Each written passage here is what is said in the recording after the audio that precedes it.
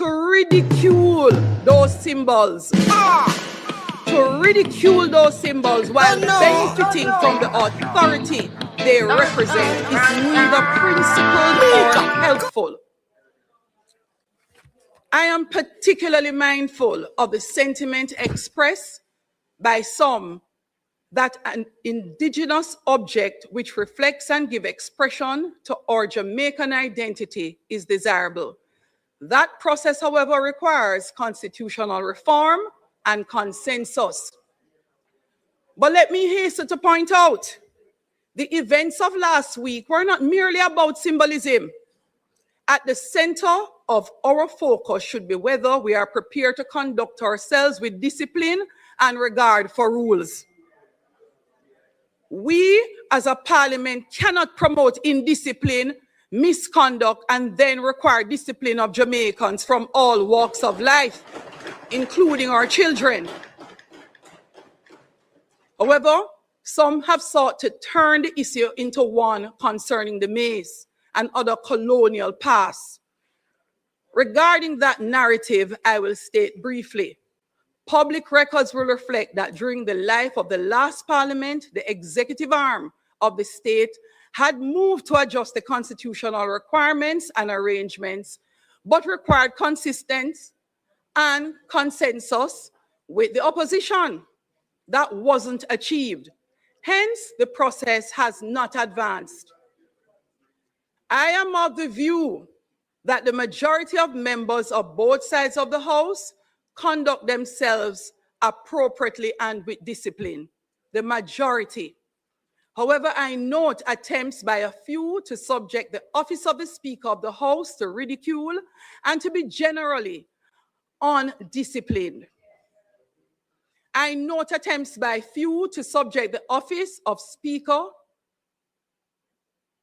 in the past and more so in the present to constant indiscipline. In the spirit of proceeding with the business of the House, I have many times in the past ignored personal disrespect from a few members of the opposition, including derogatory, subtle references, slurs, and disrespectful posturing.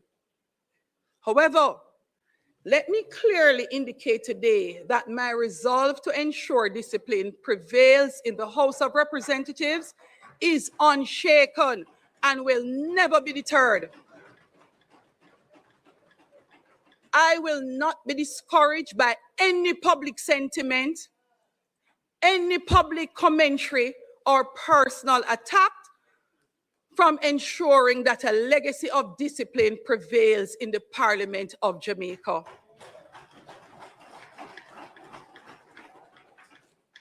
With that being said, let me also say this clearly. The primary focus should not be on the occupant of the chair. Speakers will come and speakers will go. Governments will change. Oppositions will change. Members will come and members will go. But the authority of the House must remain.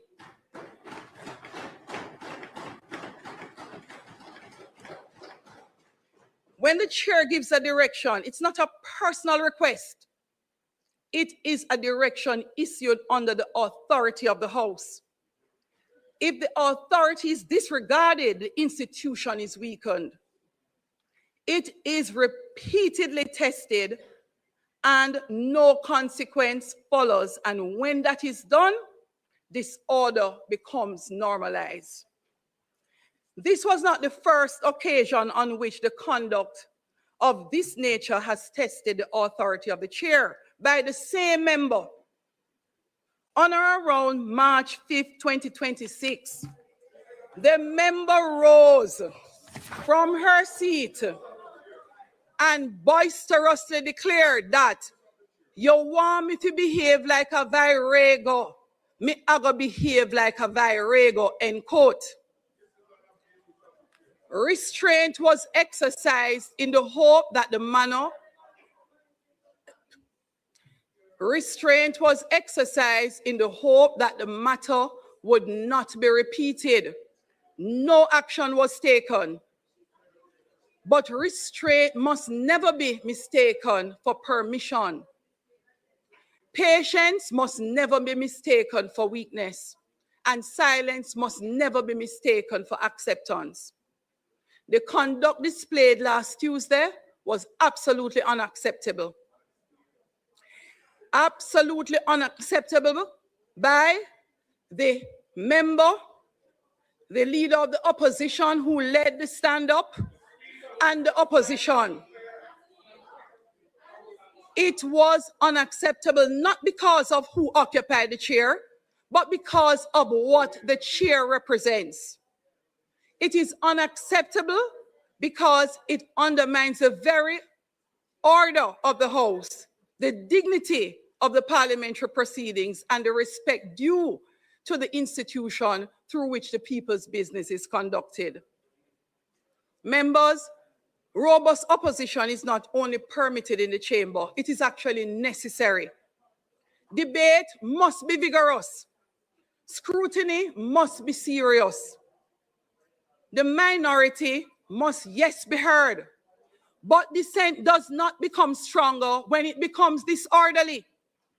It becomes weaker because it abandons the very rules that protect the respect to dissent. No member is above those rules. No grievance places a member above the authority of the House. No political disagreement justifies conduct that teaches the country, and especially our children, that bad behavior is acceptable once a person believes their cause is right. That is not the standard.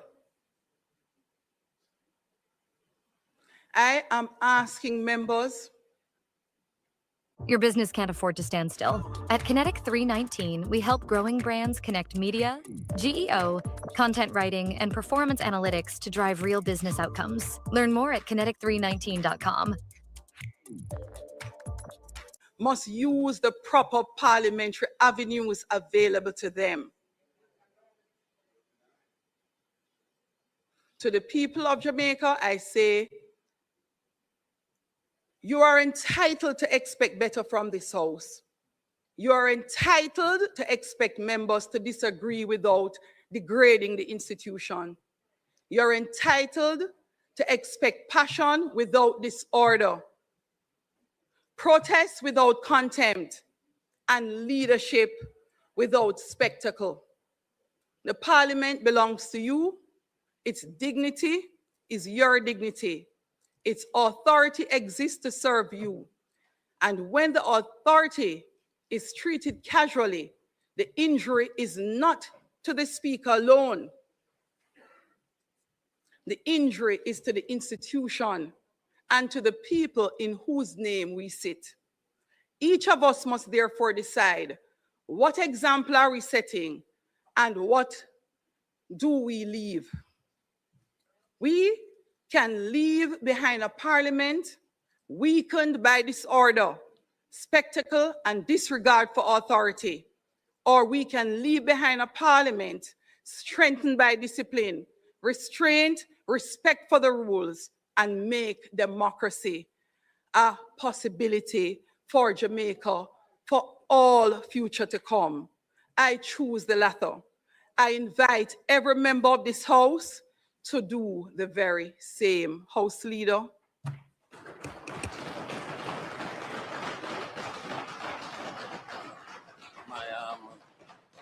My mic is on.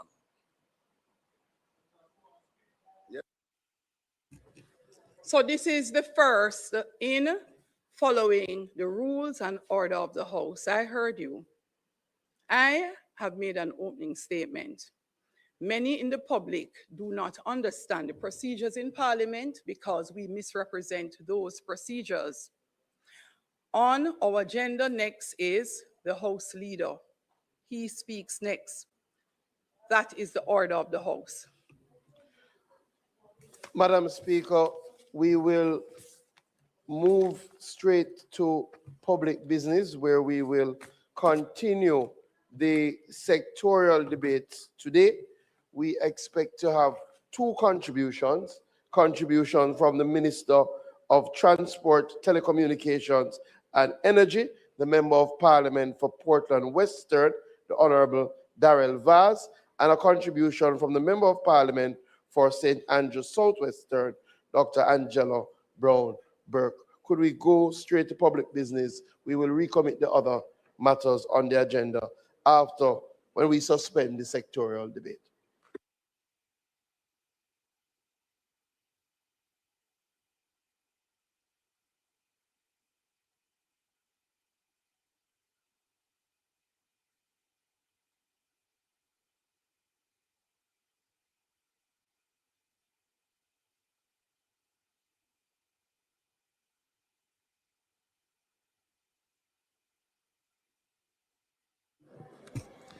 The question is that we suspend the item on the standing order and go directly to public business.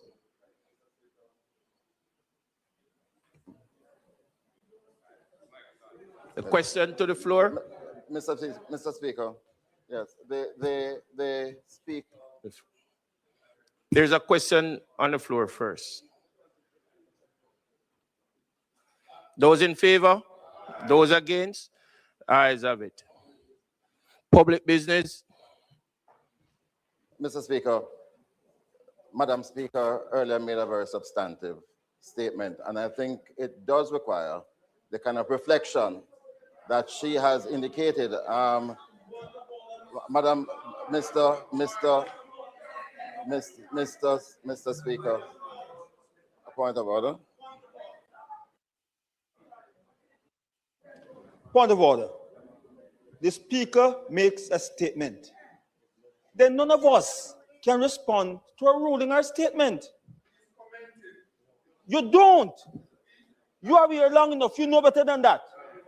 Not because you're getting whole and crippled. You know better than that. You. No, Mr. Speaker, the Speaker made a ruling, so spoke. None of us can respond to what the Speaker says. You find some other agenda item to say. Fitz, shut your mouth. You know you're talking nonsense. You know better than that. Mr. Speaker, that said, she made a statement. The member knows better than that. You can't respond to the Speaker's statement. There's another, you can find an item to respond, but you can't respond to a Speaker's statement. You cannot.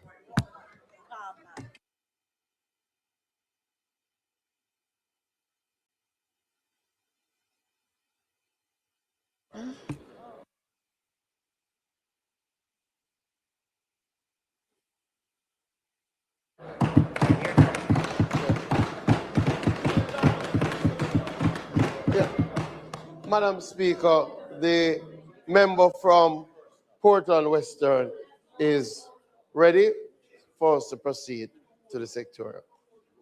Yeah, but there.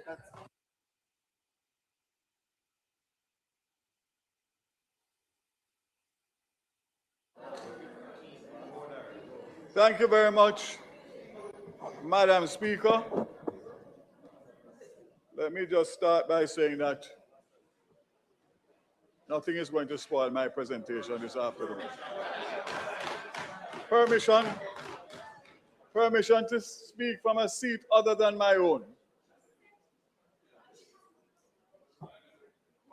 Permission to My speak apologies. from a seat other than my own. Permission granted, Minister. Thank you so much.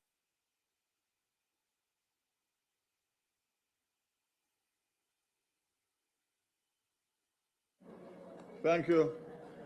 Thank you, Madam Speaker. As I said before, I won't allow anybody or anything to spoil my presentation of substance this afternoon. Madam Speaker, first of all, before I start, let me just say how saddened I am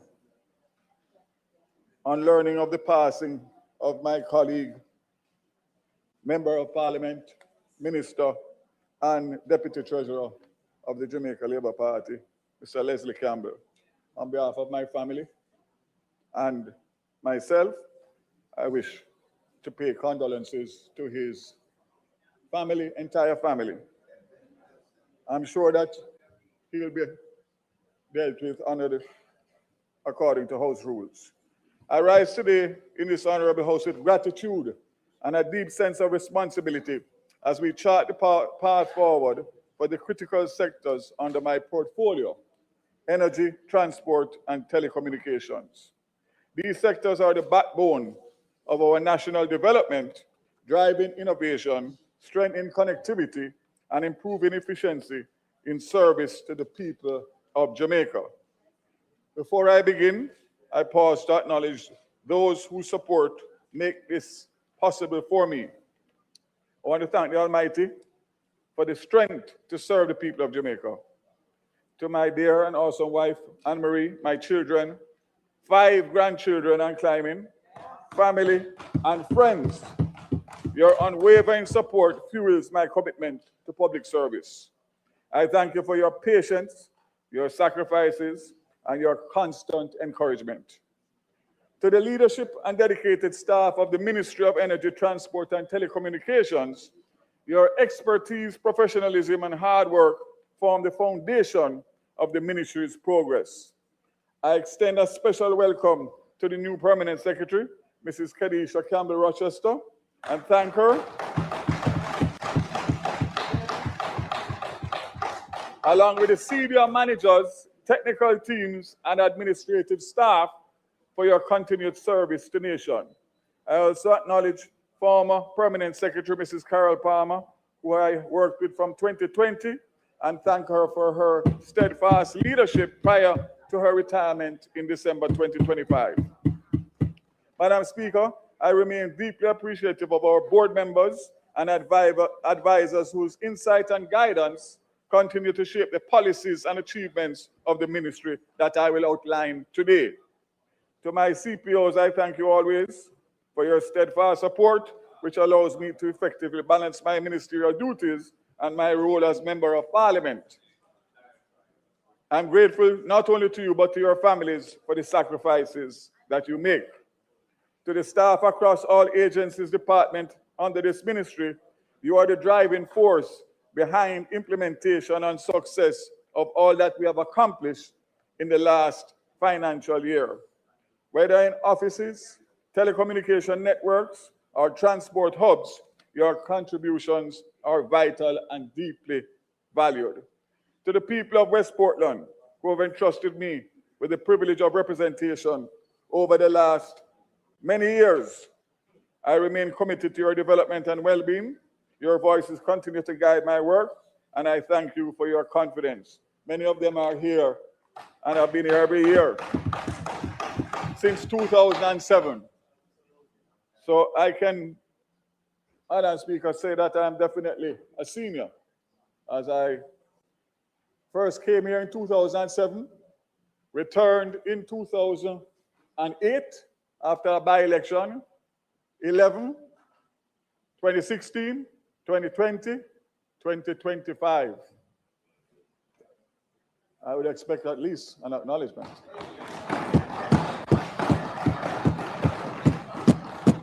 When I look across, just right in front of me, not too far, in this very, I see people who have gone all around Jamaica and have jumped from seat to seat and gone from east to west. Thank goodness that's not me. As I proceed today with today's sectoral presentation, let us remain focused on the task ahead, advancing policies and initiatives that will strengthen our economy, improve our service delivery, and transform lives, particularly in these turbulent and uncertain times. Resilience in action. Extreme times require extreme actions and extreme responses. With the leadership of the Most Honorable Prime Minister, Dr.Angela, I am more than confident that Jamaica will continue to prosper despite the setbacks of COVID, Beryl, and Melissa. Madam Speaker, the true measure of leadership is not how we govern in moments of calm, but how we act amid uncertainty. and competing demands of crisis. As Minister of Energy, Transport and Telecommunications, I remain committed to a model of leadership that requires careful balance between the welfare of our people, the rigors of good governance, and the realities of political stability in making decisive actions, even in the face of criticism. Extreme times require extreme actions and responses. Throughout the fiscal year, the key sectors under my portfolio, energy, transport, and telecommunications, have continued to advance despite the global and domestic uncertainties. Indeed, these gains have not been achieved in the absence of uncertainty, but with hard work by the civil servants within my ministry. I will begin with the energy sector, which continues to be profoundly impacted by the current geopolitical climate. And I will also respond to my colleague, Member of Parliament, Opposition spokesperson. Madam Speaker, as I rise to outline the achievements of the ministry and its agencies, take the opportunity to update the Honorable House and the country on the energy portfolio for financial year 25-26. It is important to situate Jamaica's progress within the context of a rapidly evolving and increasingly uncertain global energy landscape. Jamaica continues to experience sustained increases in fuel prices, driven by upward movements in the U.S. Gulf Coast benchmark, the primary reference for refined petroleum products across the region. Madam Speaker, even as we respond to these immediate pressures, we must remain focused on the long-term solution. A global energy transition is underway. It underscores the urgency for countries like Jamaica to strengthen energy security, diversify energy sources, and accelerate the shift towards sustainable, affordable, and reliable energy for all. Madam Speaker, Jamaica continues to advance its oil and gas exploration program by United Oil and Gas as part of a broader strategy to strengthen energy security and diversify our energy mix. While the contract was signed in 2014 under the previous administration, it is important to note that detailed execution, stakeholder alignment, and ultimate progress has occurred from 2016 to present. Multiple surveys and new findings, challenges presented by COVID and a downturn in global oil and gas exploration caused severe delays to the project. But I can ultimately say the most recent preliminary findings are positive. United Oil and Gas continues its search for partners in the license to move to the next phase of the operation, which will be drilling a well. Madam Speaker, just in layman's term, if you allow me, it is usually between 10 and 30% probability for successfully finding oil or gas. You start out at 10% probability, 90%. You move from 10 to 30. 30 pretty much is the highest that you would go in relation to saying that you have the best probability of finding gas and oil.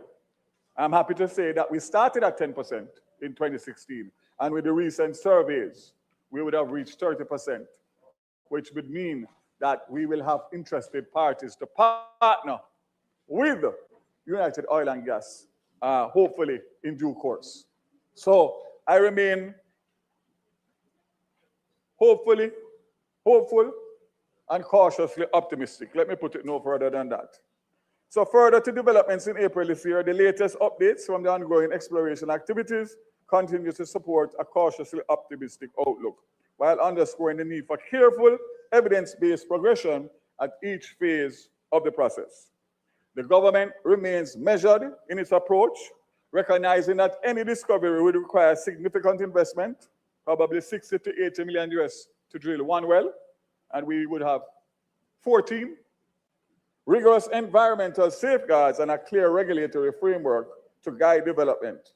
Importantly, this initiative is being pursued in a balanced manner, ensuring that exploration efforts align with Jamaica's national commitment to environmental protection.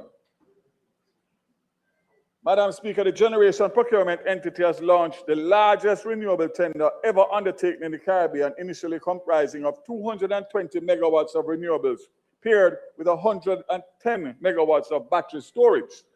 Madam Speaker, building on a strong market interest and the government of Jamaica's commitment to accelerating the energy transition, this has now increased this number to 300 megawatts of renewable energy and 150 megawatts of battery storage, with the tender scheduled for August. Hey, my dear friend upon the wall, don't you sneeze or we might fall. Take a breath and blow the flower bright. Golden wings take off in flight. Magic's hiding everywhere. And advancing Jamaica's transition to a more resilient, sustainable, and diversified energy mix. In parallel, the government is advancing an additional 100 megawatts of distributed renewable energy through a strengthened net billing program, empowering households and businesses to generate their own electricity. The net billing program terms of reference has been completed and is being modernized through the introduction of a fully online application platform expected to be operational later this year. This platform will support the acceleration of net billing. Additionally, discussions have started with the Jamaica Public Service to increase the net billing threshold and to incorporate battery storage into the program. The ministry is also reviewing license fees and system capacity limits of 10 kilowatts for residential and 100 megawatts for commercial systems with mandated battery storage, including the integration of battery storage to better support modern energy needs such as electric vehicle charging. Jamaica currently generates about 15% of its electricity from renewable sources.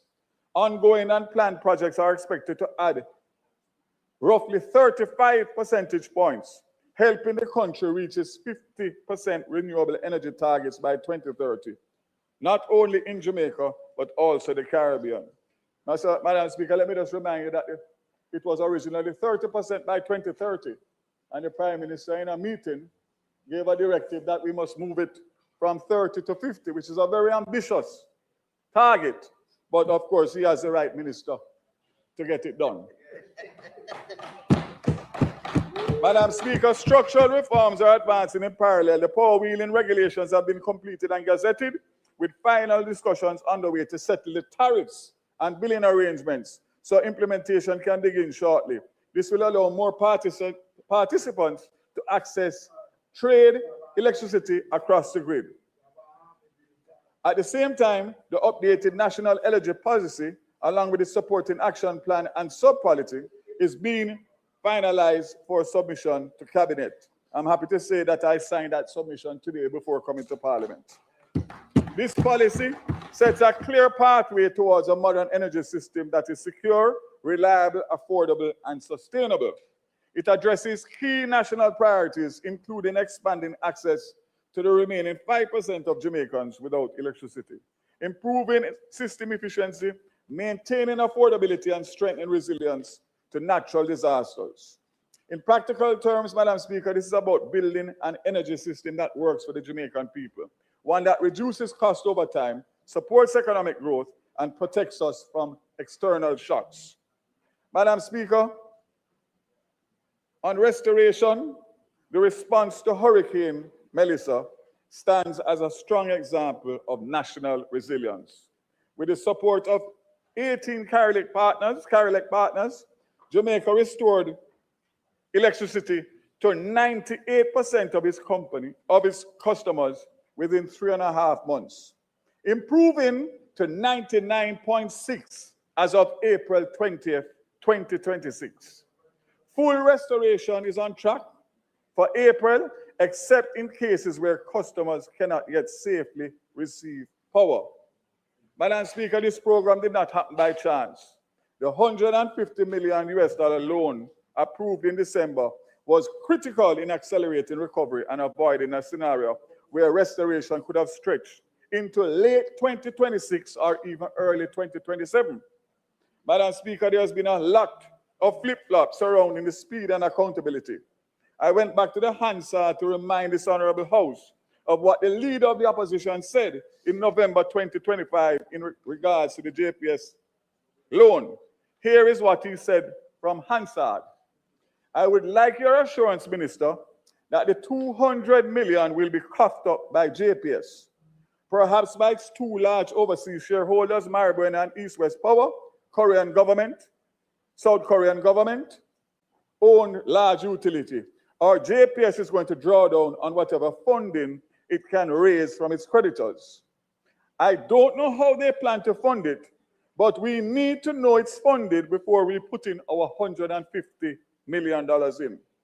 Madam Speaker, he went on to state that it's a risk we are not prepared to take as a country. Thankfully, Madam Speaker, the results of September 3rd installed a government that knows how to dance in the rain.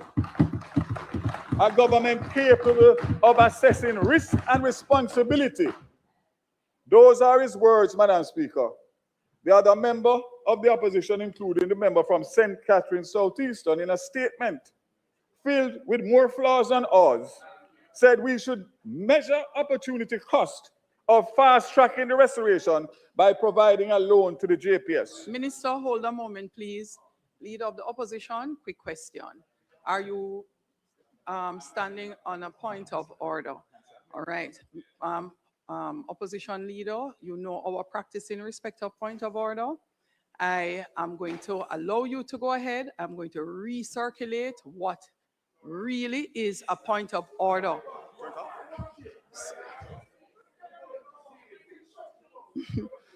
Opposition leader, I am sure you appreciate with the discipline that we would like to instill going forward from both sides of the House, that between points of order and what we normally treat as a point, I can actually have this discussion when somebody on the government side rise to their feet. You know, it really doesn't matter who is on their feet. So it has nothing to do with the opposition leader. All right, it is a general statement for us in the parliament. So a lot of what we call point of orders are actually interruptions because of other reasons, clarification, disagreement. Points of orders are not to be used in that way. And therefore, when you stand on the basis that we usually use, it is only if the member chooses to sit and allow you to continue that you continue. It is not the speaker, opposition leader, it is not the speaker who gives you the authority to do so. Only on genuine points of order does the speaker or the chair gives authority. And for those who are grumbling in the House who refuse to learn, for those grumbling in the House who refuse to learn, I have no challenge because I will continue to apply the rules and the standing orders. So, thanks for your patience, opposition leader. Go ahead. Yes, thank you. Madam Speaker, I rise on a point of order. The minister has selectively quoted an excerpt from Hansard, which to make a point, which is misleading the House. Those comments that I made were in the context of his own representation to the House, that the necessary financing to fix the problems that the hurricane had caused on the grid was $350 million US. And my point simply was, if it's $350 million US, how are you going to finance that? To draw down on a portion of it, which was inadequate to do the job, was imprudent. That's the point I made. And to put it in any other way is misleading the House.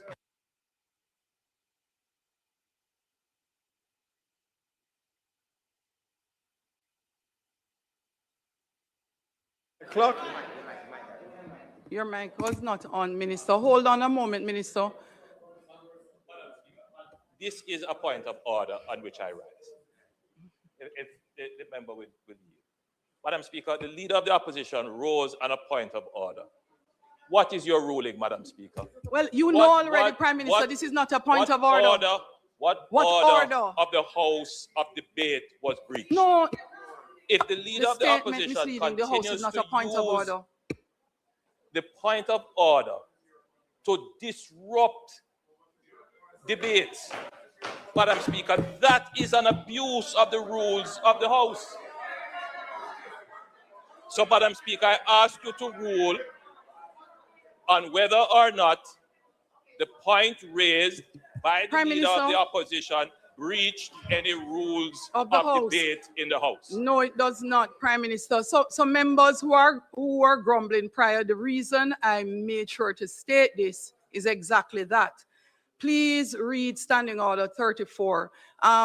Minister, I apologize for breaking your stride in your presentation. Minister, I'm asking you to sit because Minister, I'm asking you to sit. You will get your time.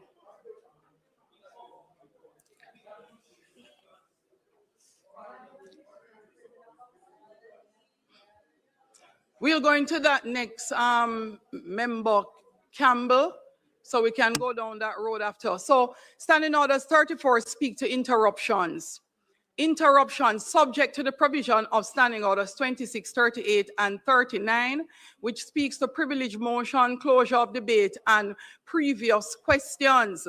A member shall not interrupt another member except, and this is the challenge that we have been having. Persons believe that you can interrupt, that you can shout chair, chair, chair, and you must be heard. Persons believe that you can speak without your mic being turned off. You are not based on the standing orders, not based on what accords across the Commonwealth. Some members, it says except by raising a point of order, which is what we use. Whereupon the member speaking, for those who choose not to listen, respectfully, I am asking you to at least allow those who would like to hear to do so.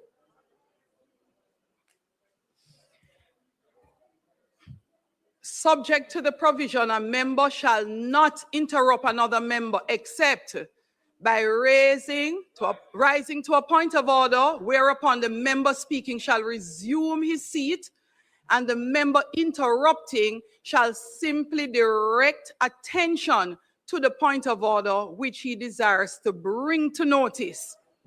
No, what we do, we actually make a statement that the person mislead, and then we go and have a debate about what they have misrepresented. That has been our practice. So it's not what was done by our opposition leader.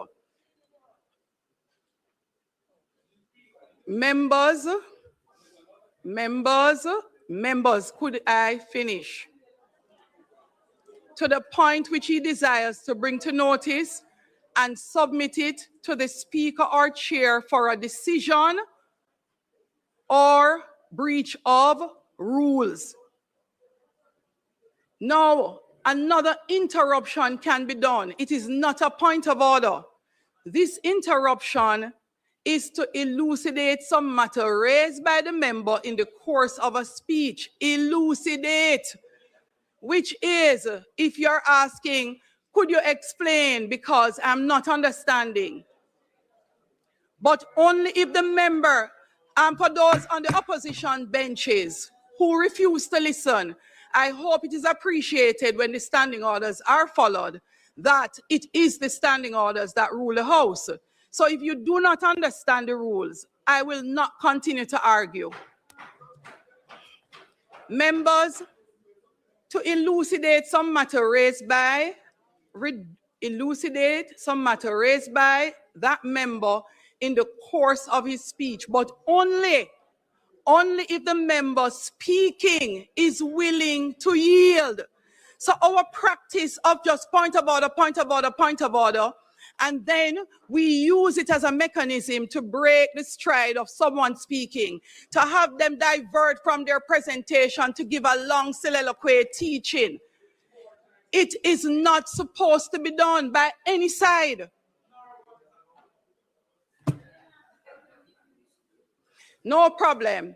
So until we learn what is a point of order, and you think it is actually very sweet to continue what you're doing, You will, no, it was not a point of order, and we will get there. Minister, I'm gonna give the extra time, Minister, and we continue. No. That was the statement made before. Turn your mic on, please, Minister.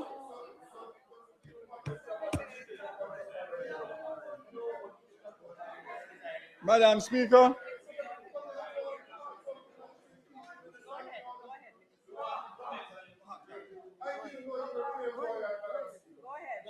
Madam Speaker, I'm happy to know that I'll get back the time.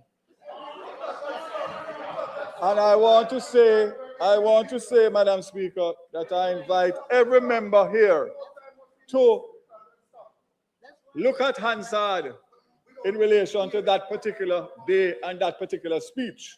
And what you will get from it is the fact that the $150 million that this government dispersed to JPS through a loan would never have been done if that side was where we are today in government. Absolutely not. And without fear of contradiction.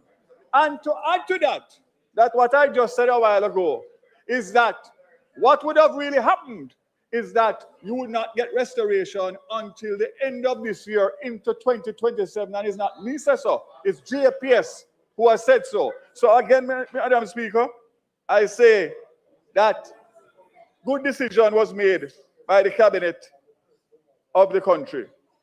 Madam Speaker, other members of the opposition, including the member from St. Catherine Southeastern, in a statement filled with more flaws than ours, said we should measure the opportunity cost instead of fast-tracking the restoration by providing the loan to JPS.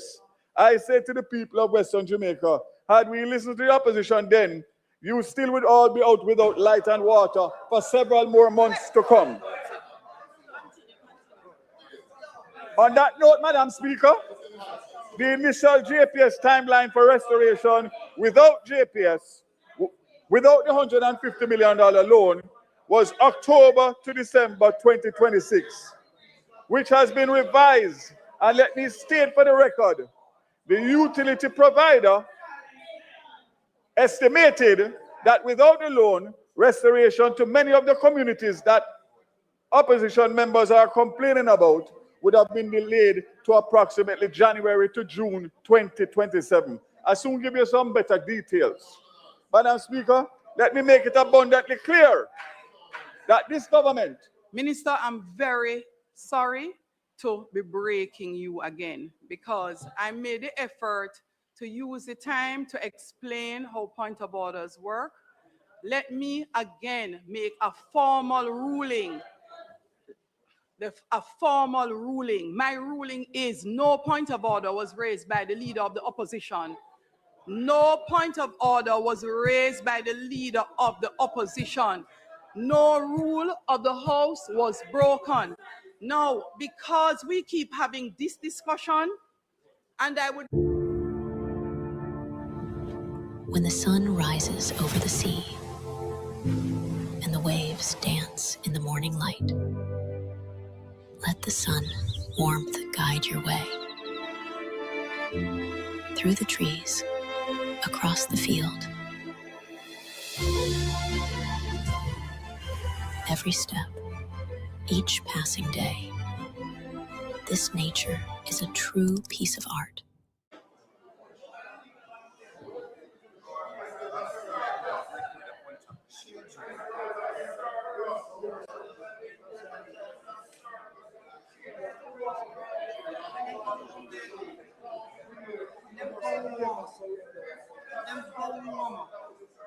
Honestly,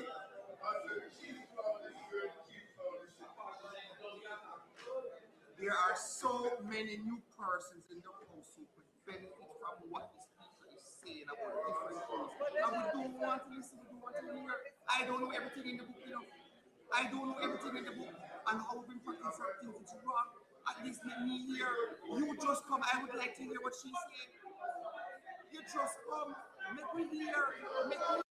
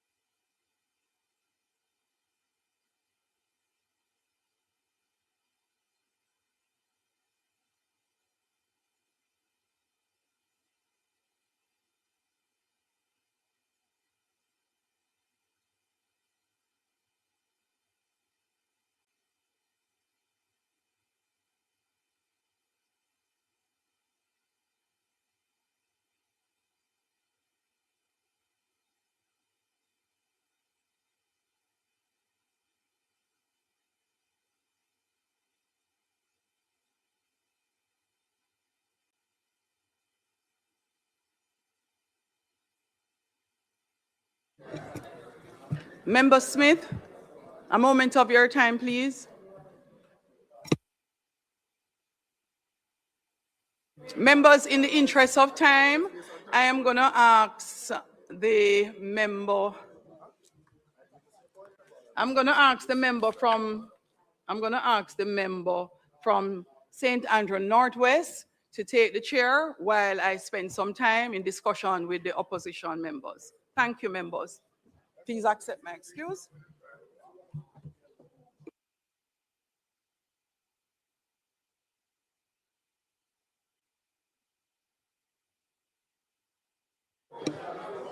Minister.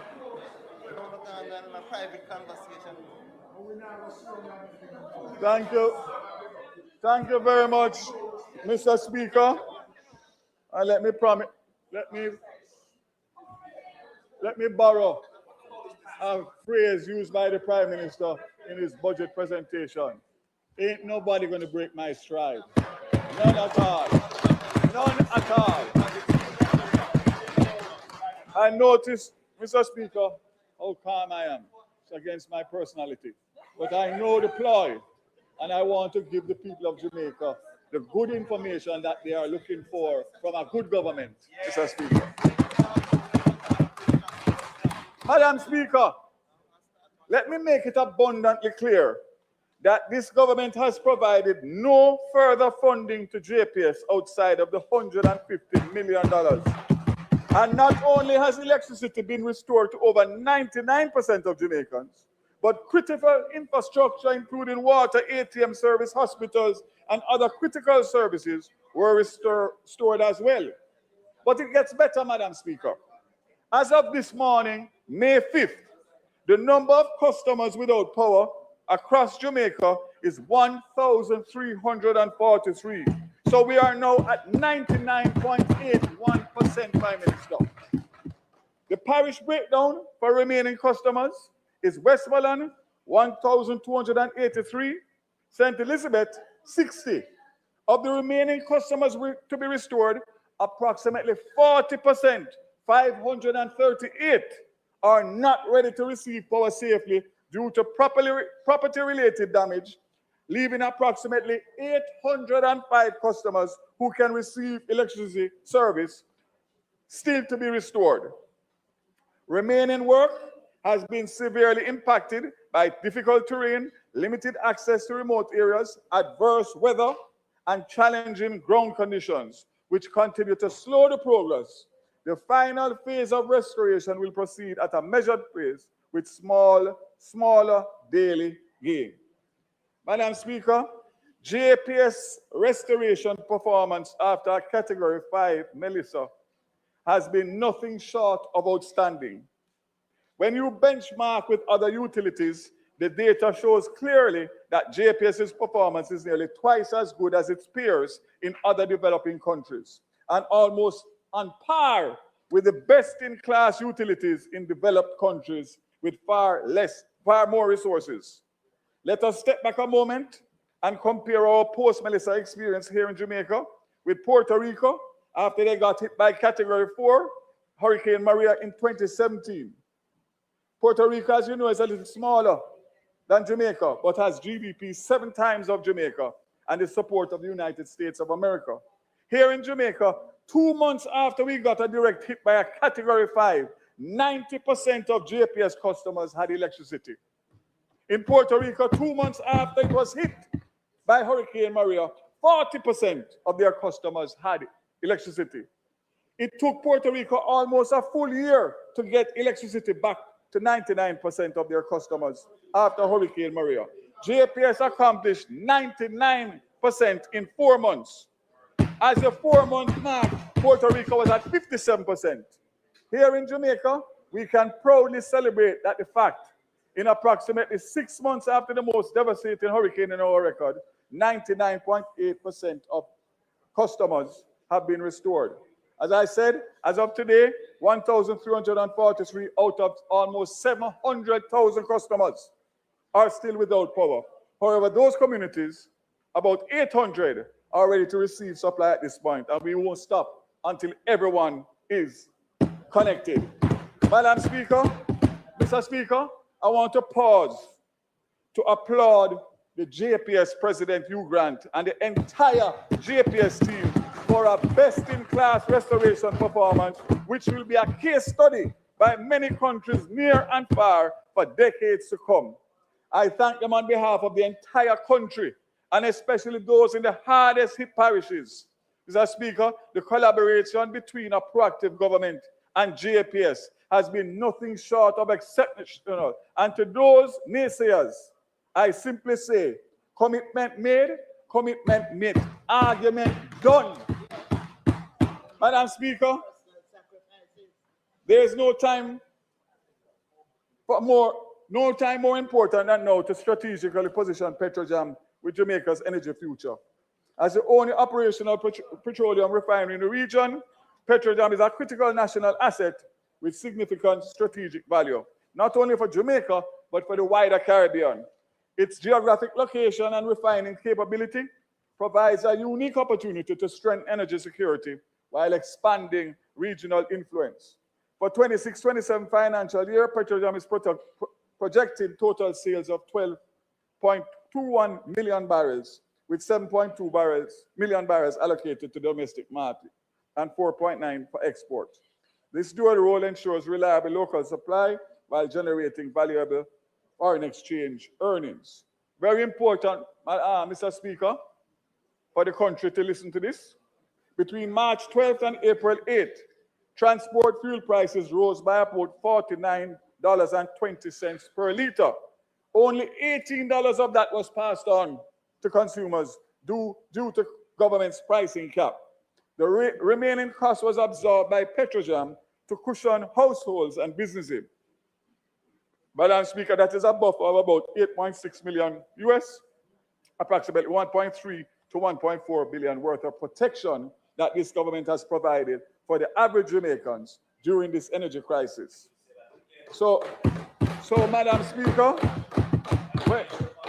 when the opposition leader rises and tells Jamaican people that gas is cheaper than water, I would urge him to be reminded that 63% of that cost is not being passed on to the consumer.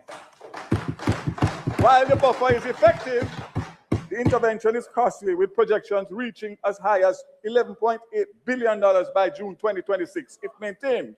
As a result, the government is looking carefully at introducing a revised tiered pricing system to better reflect global market challenges while managing price volatility and other areas of concern. Madam Speaker, Petrojam is not standing still. The company is investing 15 million US critical infrastructure upgrades, including electrical improvements, new storage capacity installations, and major furnace rehabilitation to strengthen reliability and long-term performance. Madam Speaker, looking ahead, the government is actively exploring to further optimize Petrojam's role through strategic partnerships, diversification, and potential public-private collaboration. This includes examining cleaner fuel options such as LNG, expanding renewable integration with operations, and aligning with broader climate and sustainability goals. In essence, Madam Speaker, Petrojam is just not a refinery. It's a strategic national asset that must be leveraged wisely to support energy security, economic resilience, and Jamaica's long-term development. Madam Speaker, over the last few years, the ministry has embarked on a program of electricity sector reforms. Recognizing its low capability, the ministry sought and engaged international expertise through the Inter-American Development Bank. In March 25, we engaged the services of Francis Maud Associates to assist with a rigorous analysis and review of the electricity sector, with specific reference to an all-island electricity license and the robust regulation of the sector. This was achieved through funding from the Energy Management and Efficiency Program. Phase 1 was assignment provided a very detailed report outlining a detailed timed plan of action. This report was analyzed and accepted by the ministry and submitted for cabinet decision for the way forward. The position was taken to have a new license, being mindful of citizen welfare and the national interest, specifically lower energy costs to consumers and a competitive energy price for the industry. The consulting firm was again engaged in November 25 with GOJ funding, and the activities towards an acceptable license continued in earnest. At this point, Cabinet has approved a heads of terms for the new license, which is to be negotiated with JPS subject to the execution of a non-disclosure agreement between the company and GOJ. At the same time, a review of the Electricity Act and the regulatory framework is to be done to give effect to the new license regime. It is to be noted, Mr. Speaker, that as we already outlined, if there can be no agreement with JPS, we will approach the international market to identify a provider. The electricity license negotiation team awaits the signing of the NDA to proceed with the negotiations. At the same time, the process is on the way to engage international legal counsel to support the process as the ministry strives to achieve the most efficient and effective process. A white paper for electricity sector reform has been drafted and is now subject to review. Naturally, the white paper will be brought to Parliament as soon as Cabinet approval is obtained. Madam Speaker, obviously, Mr. Speaker, you would understand that in a sensitive time like this with negotiations, I give you an outline, obviously, making sure that it doesn't compromise the negotiations going forward. During the last financial year, the ministry allocated $1 billion, never seen before, to the Jamaica Social Investment Fund under a MOU with the objective of support to energy poverty. This is in addition to the over $200 million allocated to JSIF under the Rural Electrification Program. This is a part of efforts to address non-technical losses, and which all members of Parliament are very aware of. Madam Speaker, collectively these investments form part of a broader national strategy to expand equitable access to electricity, address non-technical losses, and improve the quality of life for the vulnerable households, an initiative with which all 63 members of Parliament are very familiar. The National Energy Poverty Reduction and Community Electrification Program, a total portfolio investment of $2.356 billion has been mobilized to support electrification efforts across the island. Key outputs include the wiring of approximately 7,500 households and the establishment of 3,825 grid connections and the construction of some 30 kilometers of pole line infrastructure. Notably, during this financial year alone, over 3,200 houses were wired across both programs, including targeted interventions in disaster-affected communities following Hurricane Melissa.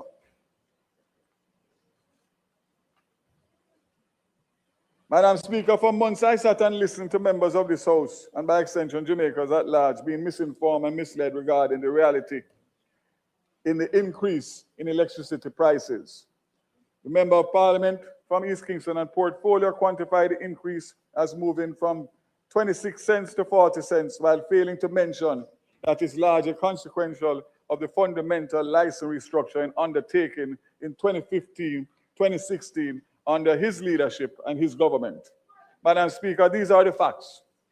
The existing license negotiated and implemented by the former minister allowed a significant portion of the electricity system losses to be passed directly on to the hardworking Jamaicans by moving the threshold that previously limited this exposure. Madam Speaker, this decision has increased ratepayers' burden collectively to over 30 billion Jamaican dollars per year, representing approximately 20% of total electricity costs. It also weakened the incentive and accountability of the JPS to effectively contain and reduce system losses. Madam Speaker, the same right of first refusal that he now calls to abolish was in fact introduced by him in 2015. This provision facilitated the non-competitive procurement of over 288 megawatts of thermal generation, along with the floating LNG storage facility. The member is of the view that he can make a mess, leave it behind, and then blame this administration for the suffering it causes the people. I say to the Jamaican people, we know the architect of the current license, but we will get it fixed as committed. In the new license, when combined with rising global fuel prices, these decisions are among the primary drivers of today's elevated electricity costs. Madam Speaker, the implications of the right of first refusal and legacy of his leadership arrangements will persist for at least another 15 years, even after the license. Madam Speaker, the comments from the member regarding LED replacement streetlight project are also grossly inaccurate. I must inform the member and the House that this project was completed in April 22.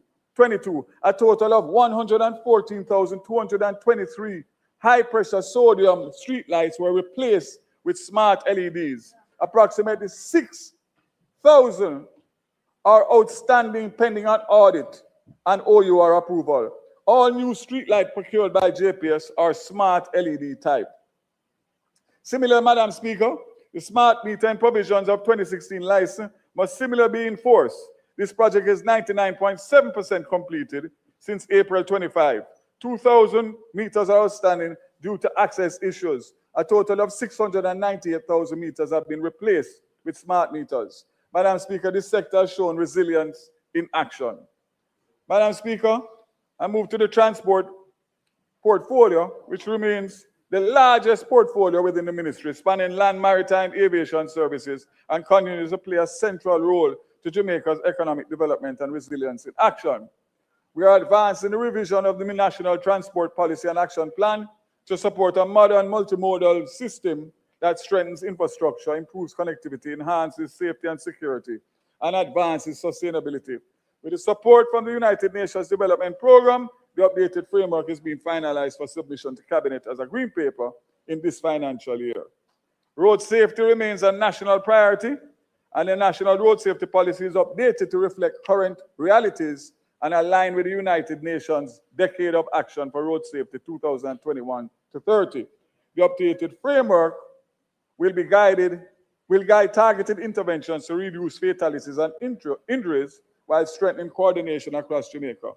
Prior to my assumption of this portfolio, there was no allocation from traffic fines towards road safety efforts.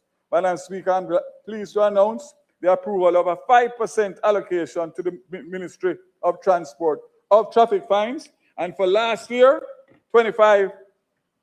April 25 to March 26, $155 million was allotted to the Ministry of Energy, Transport and Telecommunications, which will be used specifically to bolster national road safety efforts, including a sustained campaign, national public relation and education campaign.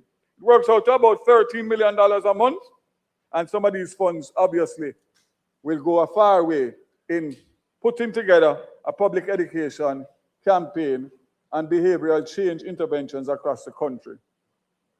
Madam Speaker, through sustained partnership among the Transport Authority, the Jamaica JCF, and Island Traffic Authority, island-wide monitoring activities have been sustained.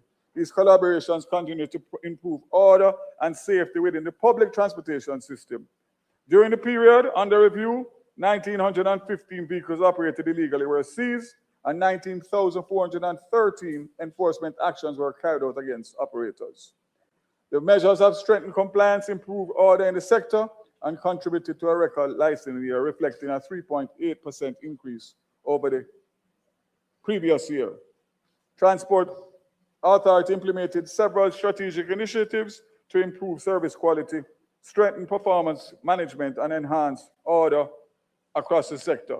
And I want to indicate very clearly that the Minister of National Security has been so successful in reducing the murder rate that I'd like to work closely with him to see how we can reduce road fatalities, because that is at an unacceptable high, similar to where crime and murder was in recent years. So, Madam Speaker, I just want to indicate to the House and to the wider Jamaica that now that Melissa has settled down, that this will be one of my areas of focus over the next few months in this financial year. Madam Speaker, ride-hailing services remain a pressing concern for this government as we seek to modernize Jamaica's transport sector and ensure safe, regulated, and accessible mobility for all citizens.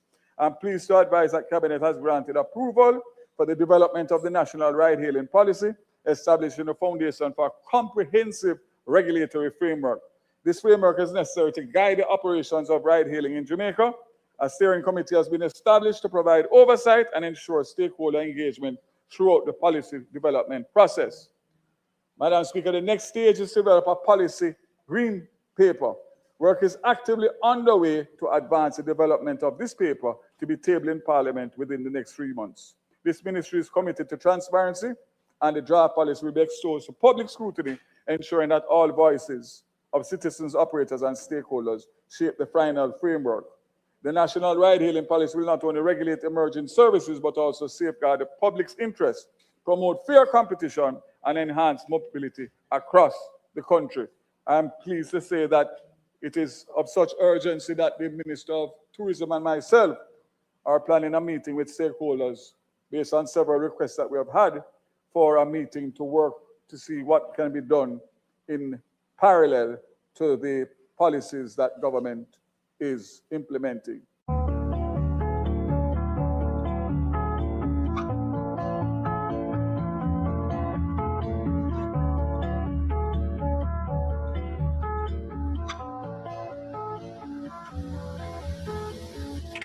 And undermine that. They either work within the context of that, or we will have to deal with it accordingly.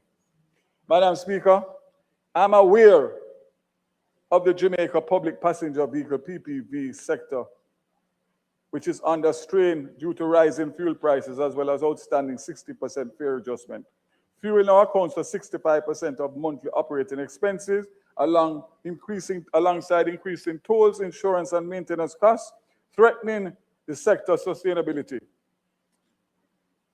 As I have said before, the issue of the 16% fare adjustment is under continued consideration, bearing in mind the effects on inflation, and of course, as they say, bad luck, every time we're at that point, we either have a hurricane or something to disrupt our economic forecasts and plans. But I give assurance that commitment was made and a commitment will be met. Long-term solutions include fleet modernization through an updated vehicle age policy, incentive for electric and hybrid vehicles, technical and financial training, and improved parking infrastructure. These interventions aim to balance the needs of operators and commuters, ensuring the continued viability of a sector critical to Jamaica's mobility, commerce, and economic resilience. The Island Traffic Authority to continue to play a central role in advancing government's priority for safer roads and improved public service delivery. For the period April 25 to March 16th, generated revenue of $13 billion. You hear that, Minister of Finance? 13.6 billion for the government of Jamaica. As a key regulatory body, the ITA is mandated to administer provisions of the Road Traffic Act through the robust motor vehicle driver management systems, supported by road safety education and data-driven oversight. The authority has also continued to strengthen the regulatory framework governing motor vehicle certification, ensuring that only roadworthy vehicles are permitted to operate on the nation's road. A significant milestone was achieved with the introduction of the e-fitness system on July 21st, 2025. This system has modernized the certification process through the digitization of fitness certificates, eliminating the need for physical documents and enhancing efficiency, transparency, and regulatory compliance. This initiative represents a critical component of the authority's broader digital transformation agenda. These outcomes reflect strengthened compliance and improved operational efficiency while bolstering public confidence in the regulatory system. Madam Speaker, while road fatalities increased marginally by 2% between 24 and 25, from 365 to 374, preliminary data for 26 is encouraging, indicating a 32% reduction in fatalities to date when compared to the corresponding period last year.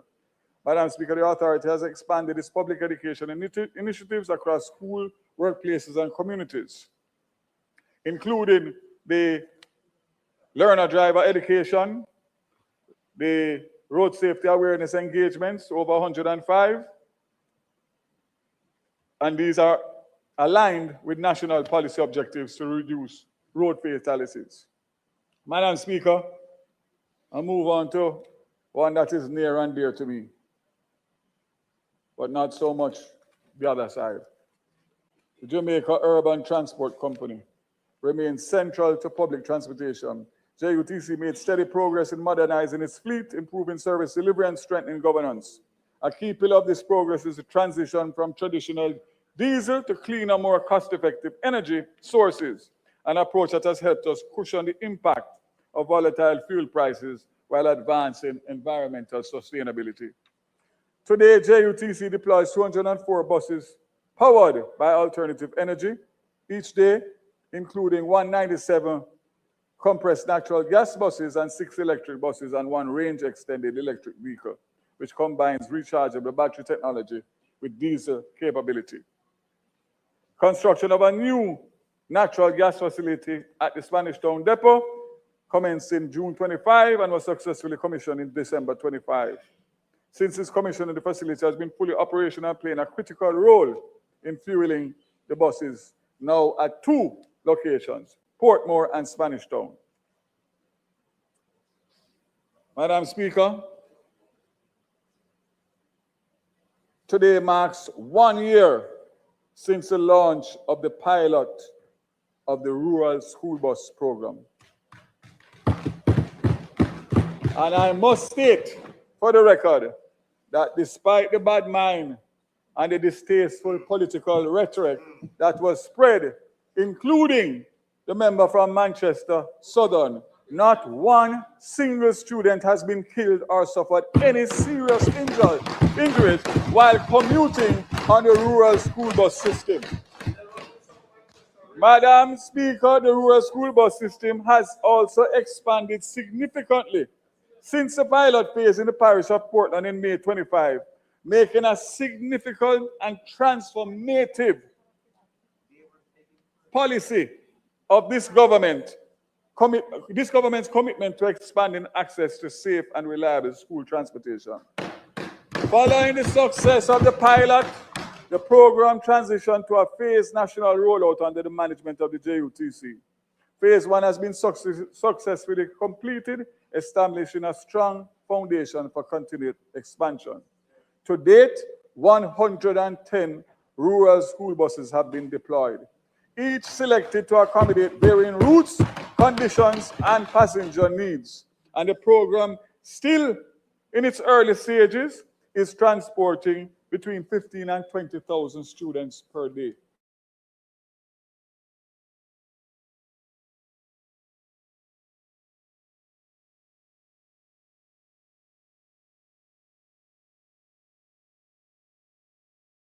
That more students across Jamaica can benefit. Madam Speaker, compared to 2025, we have seen a 56% reduction in the number of child fatalities from motor vehicle accidents. Madam Speaker, as a rural MP, we have seen time and time again the news stories of deaths of children and the serious injuries they suffer from unsafe and unreliable transport. Colleagues, if we saw 1% reduction, I still would have been the happiest member in this house today. Madam Speaker, members in this House stood on political platforms and sought to use fear-mongering to suggest that these buses were a threat to safety and security of our children. Madam Speaker, we have seen 8 child fatalities since the start of this year. And I can proudly state that not one of those unfortunate fatalities have been on a bus commissioned as the Rural School Bus Program. I use this opportunity to highlight the enhanced technology and security features on the buses and urge parents to get their students registered so they can have safer and more affordable commute to school. Madam Speaker, I said it then, I said it leading up to September 3rd, and I'm going to repeat it again for all who may have missed it. We're going to give you bus after bus after bus after bus after bus. JUTC bus, school bus, every kind of bus. Oh, right, I can continue. Thank you, Mr. Speaker. But, yeah, I can continue. We had agreed. Madam Speaker, our efforts regarding the safety and security of our students extend beyond the Rural School Bus Program into our tertiary institutions. Significant strides have been made to address the transportation challenges facing tertiary student population. The primary focus of these interventions have been to improve safety and accessibility for students attending late evening classes. In direct response to the request for extended operating hours, the JUTC has successfully implemented later departure time for key student commuter routes. Madam Speaker, let me commend the staff at JUTC and the respective student bodies organizations at these institutions for the work done to make this a success. And that will be UTEC and the university. Madam Speaker, charter revenue for the period April to January total $121 million, representing 86% above budget of $65 million for the period. Revenue passengers for year to date, January 26, total 16.3 million, which is 29% below budget of 22.54. Approximately 39% or 502 million of fare revenue related to a smart card usage, and 55% or 8.83 million use smart cards to pay fares. Currently, approximately 41% of adult passengers use a smart card, compared to 100% usage among concession passengers. At the end of January, 70 active point of sale locations were operating across the KMTR, including 4 JUTC top-up points to facilitate. Madam Speaker, to prevent further losses and safeguard the company's resources, the JUTC, in collaboration with the law enforcement, has implemented a targeted and multifaceted approach. Enhanced intelligence gathering and efforts have strengthened coordination with law enforcement.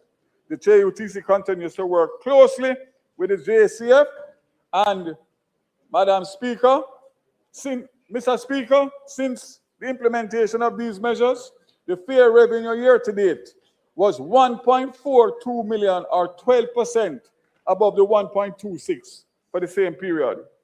Plans are underway to procure another 100 additional JUTC buses to expand and renew the fleet, improve reliability, and replace aging units. The government will continue to prioritize clean and renewable energy options where feasible in support of sustainable transport. Madam Speaker, Montego Bay Metro ridership exceeded 1 million passengers for the first time in its 29-year history. Prime Minister, I'm going to repeat that for you. Montego Bay Metro, and for Minister Bartlett and the other Western members of Parliament. Montego Bay Metro ridership exceeded 1 million passengers for the first time in its 29-year history,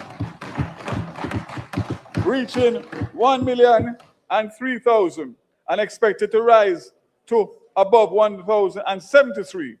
Growth was driven by 4 new routes carrying over 250 passengers, expanded service across 11 routes, and increased daily bus deployment from 10 to 13. Madam Speaker, this again demonstrates the commitment of this administration to implement sustainable transportation solutions for all Jamaica. For those of you who represent St. James and the interiors of St. James, I have the Hill Routes buses coming. Similar to how we have them for West Rural St. Andrew and East Rural St. Andrew, we find that that is a big challenge for the commuters in Montego Bay proper, getting into the hills and valleys. So that is coming on stream. Madam Speaker, maritime and international air transport, Jamaica was re-elected to Category C of the Council of International Maritime Organizations. This is an important platform to represent Caribbean and small island states. This year, Jamaica will proudly mark 50 years of membership with the IMO, and this milestone speaks to decades of engagement, leadership, and commitment to the goal of the global maritime sector. Air service agreements, Madam Speaker, we continue to sign them and get them out, and we are looking to do Curaçao later on this year, further strengthening regional connectivity and opportunity. Airports Authority of Jamaica, Jamaica's aviation sector led by the Airports Authority of Jamaica has demonstrated resilience in the face of significant external shocks while maintaining strong regulatory oversight and operational continuity across its network, including the Ian Fleming Airport and the domestic aerodromes. While overseeing major international gateways such as Sancho International Airport and Norman Manley, despite an early 2025 sluggish growth, improved travel advisories and increased events supported a mid-year recovery, underscoring the sector's adaptability, further strengthened by strategic initiatives, including a pending domestic air service incentive program, sustained policy leadership, and investment planning by the authority.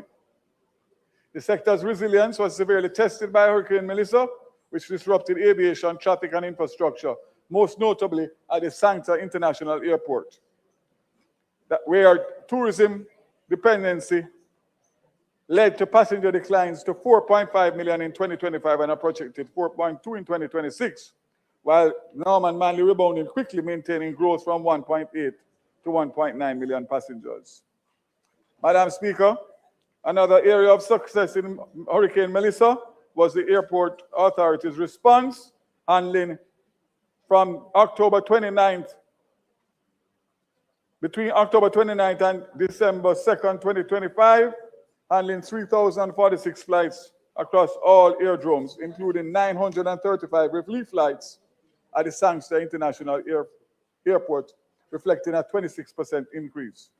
Madam Speaker, I want to commend the concessionaires and the Airports Authority for being able to restore all major airports within 24 to 48 hours, domestic aerodromes within 36 hours, and air navigation services within 24 hours, exceeding the 72-hour normal recovery target.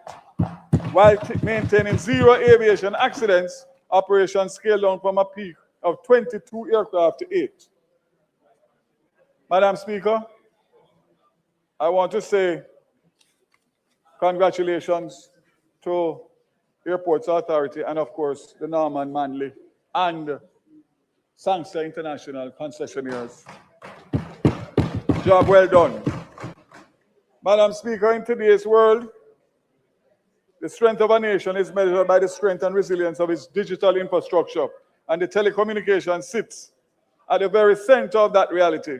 These agencies, Universal Service Fund and Spectrum Management Authority under the ministry, as well as the telecommunications branch at Met, continue to play a pivotal role in equipping our citizens with necessary tools and resources to thrive and increase in the digital world. Mr. Speaker, when I addressed this Honorable House last year, it was in the aftermath of Beryl. I emphasized the importance of the preparedness and strong coordination among utility providers, particularly telecommunication operators, in anticipation of future events. At the time, I referenced the assurances given regarding to their readiness to restore service following a major disruption. Just 5 months later, those assurances were tested when we were struck by Hurricane Melissa in the areas most affected by Hurricane Beryl. As parts of St. Elizabeth, it took providers over 5 months to restore. This year, we saw measurable improvement with damage at 100% in some areas across western and southern parishes, and service was restored to most customers within 4 months. Madam Speaker, more damage, shorter recovery period. This is true resilience. Madam Speaker, this progress did not occur by chance. Telecommunications providers, in collaboration with the regulators, expanded partnership with satellite operators to bolster redundancy and ensure continuity with terrestrial networks were compromised. While services such as Starlink played a role, they were a part of a broader ecosystem that included providers like Hispasat and Eutelsat, working alongside the Office of Disaster Preparedness and Emergency Management and private operators. Looking ahead, Mr. Speaker, satellite technology will remain a critical component of our telecommunication landscape. And just to mention that prior to Hurricane Melissa, the government engaged the international telecommunications to support the development of a more agile legal regulatory framework for satellite licensing. I'd like to also say, Mr. Speaker, that most of the Starlinks that were purchased by the government are now returned to the Commissioner of Police's office for safekeeping, so that in the event that we have another need, we will be able to, no, not yours. The member of parliaments, own are for them to use you have to subscribe. You have to subscribe. You can't work without you subscribe. You have to subscribe. You have to pay to subscribe. All right. You check with Flo or one of the network, and they will organize it for you. I'm glad you mentioned that, member, because it was never the intention of the government to give you and subscribe. We got a free subscription from Starlink, and when that ended, each person who was given a Starlink by the government of Jamaica has the responsibility to connect and keep the bill. So see me after this. I think the problem is the money to pay the subscription. Check with me after this. Madam Speaker, resilience demands diversity, particularly in how we expand and sustain broadband access. As the government continues to build out the national network, affordability must remain central. The high cost of international bandwidth affects households and businesses alike, limiting access to meaningful digital operators. While the government does not intend to be a market participant, it will act as a market enabler.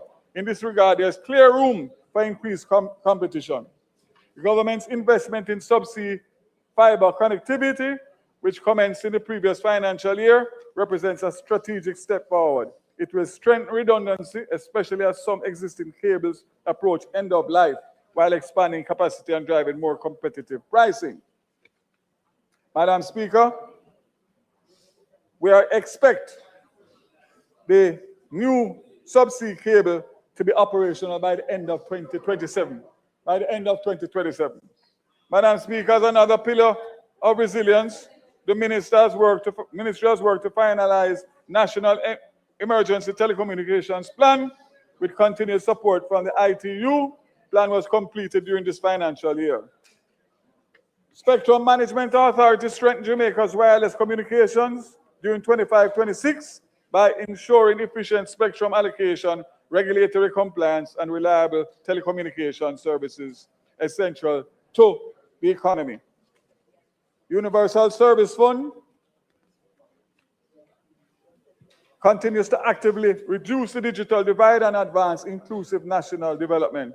Through a partnership with e-learning, the following devices, and you can see it on the screen, have been distributed over the past 10 years with a value of tens of millions of US dollars. The USF continues its effort to roll out 5 new public Wi-Fi hotspots, waterfront in downtown Kingston, Spalding, Manchester, Craft, Market, Kingston, Port Royal, St. Andrew, Ocho St. Anne. With the addition of these sites, there will be a total of 40 Connect Jamaica sites available island-wide as of March 26. To date, 100% of our major townships have been outfitted with public Wi-Fi facilities.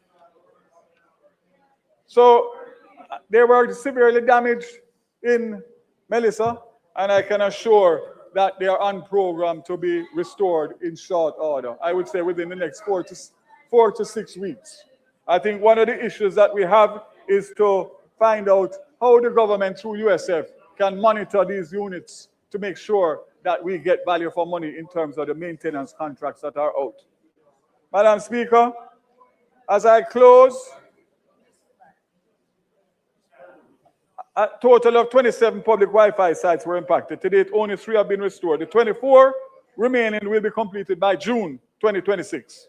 And the list of them are there.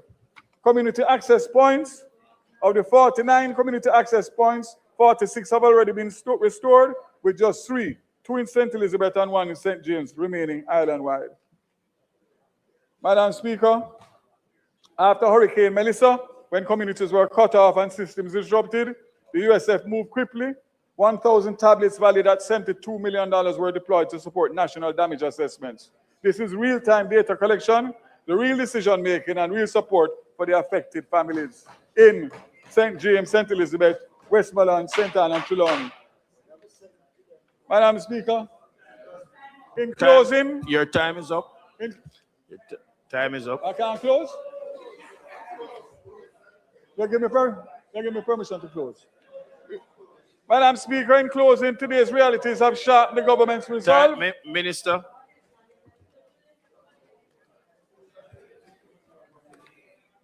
Madam Speaker, God bless Jamaica.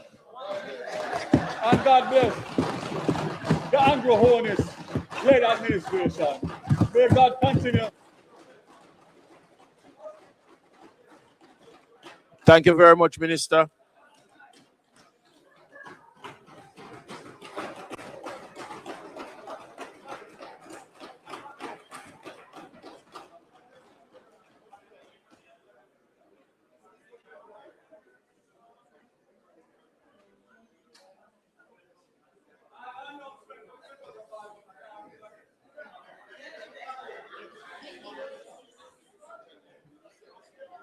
House Leader.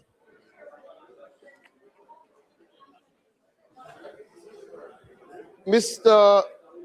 Speaker, we thank the member from Portland Western, the Minister of Energy and Telecommunications, for a comprehensive, action-oriented presentation full of what has been done and more good things on the horizon. We will now turn to the member from St. Andrew South Western.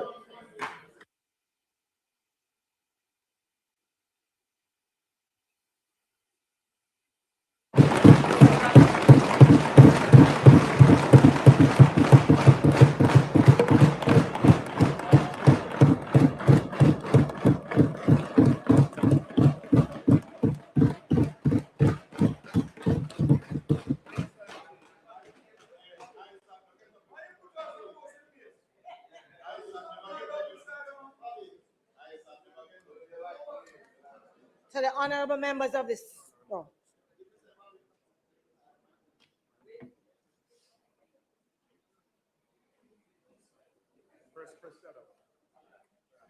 Oh.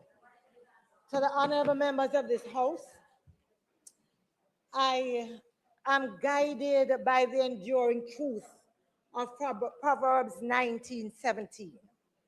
Whoever is kind to the poor lends to the Lord, and he will reward them for what they have done.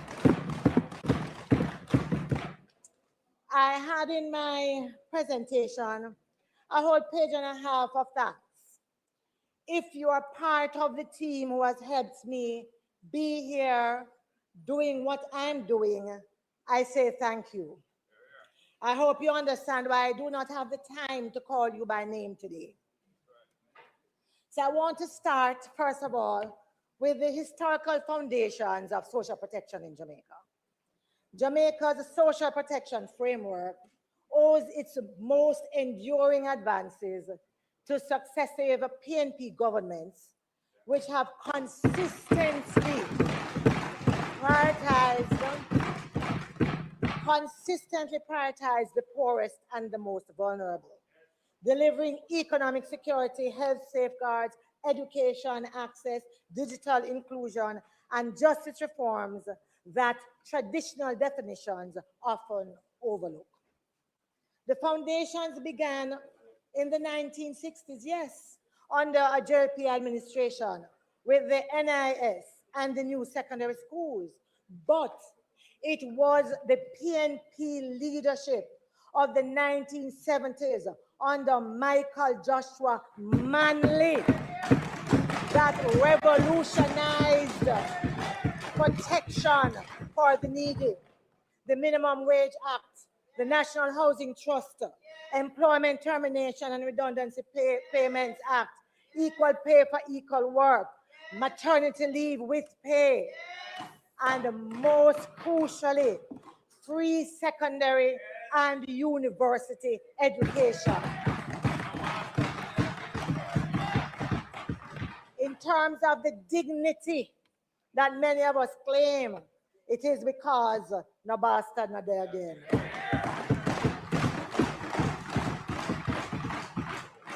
These policies shattered barriers of poverty for generations of Jamaicans, providing the catalyst for national progress that endures today.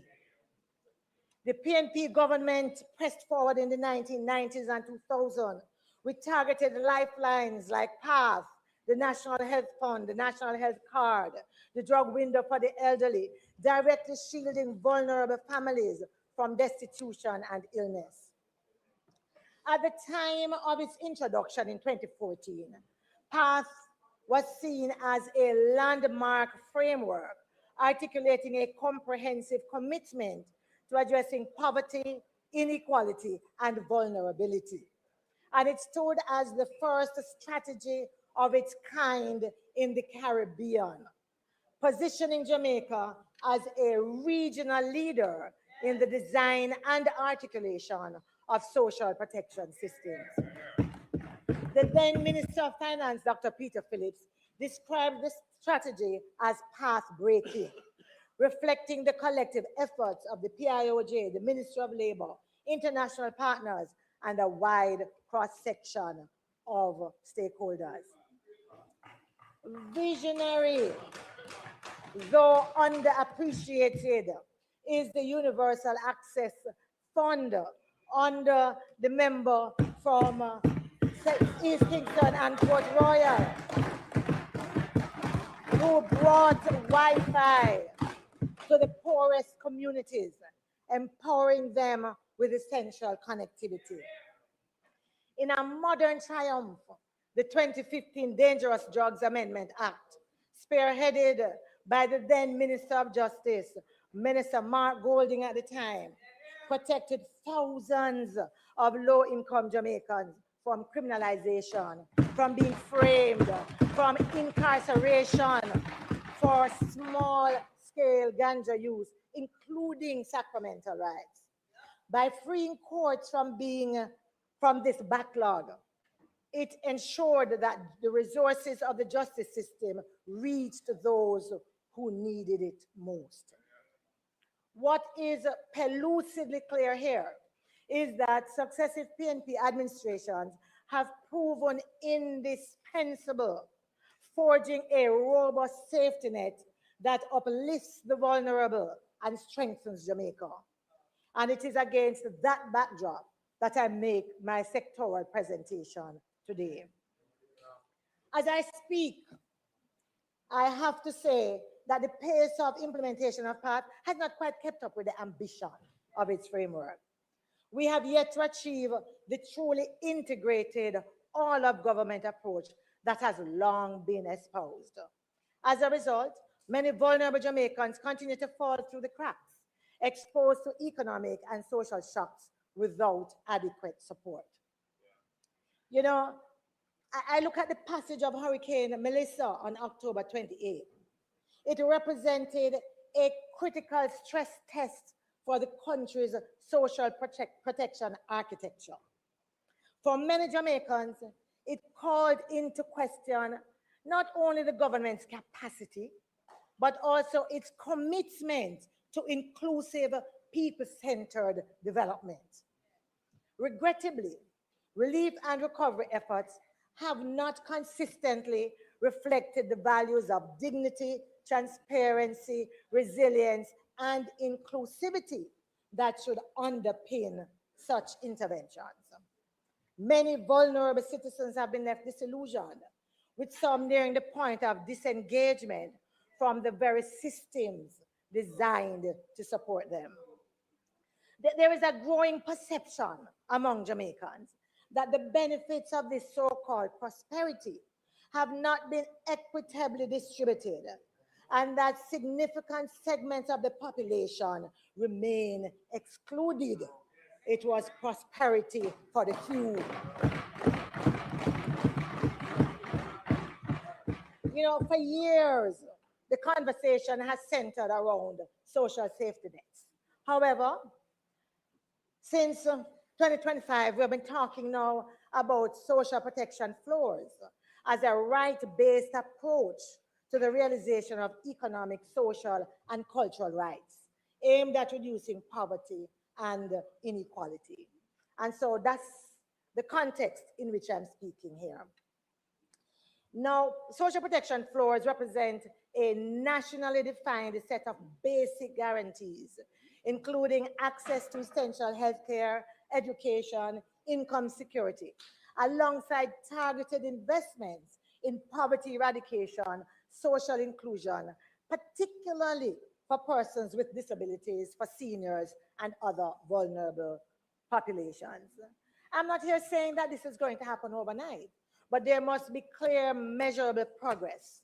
Jamaicans must be convinced that policies and programs are being designed and implemented to protect them from poverty, vulnerability, and exclusion.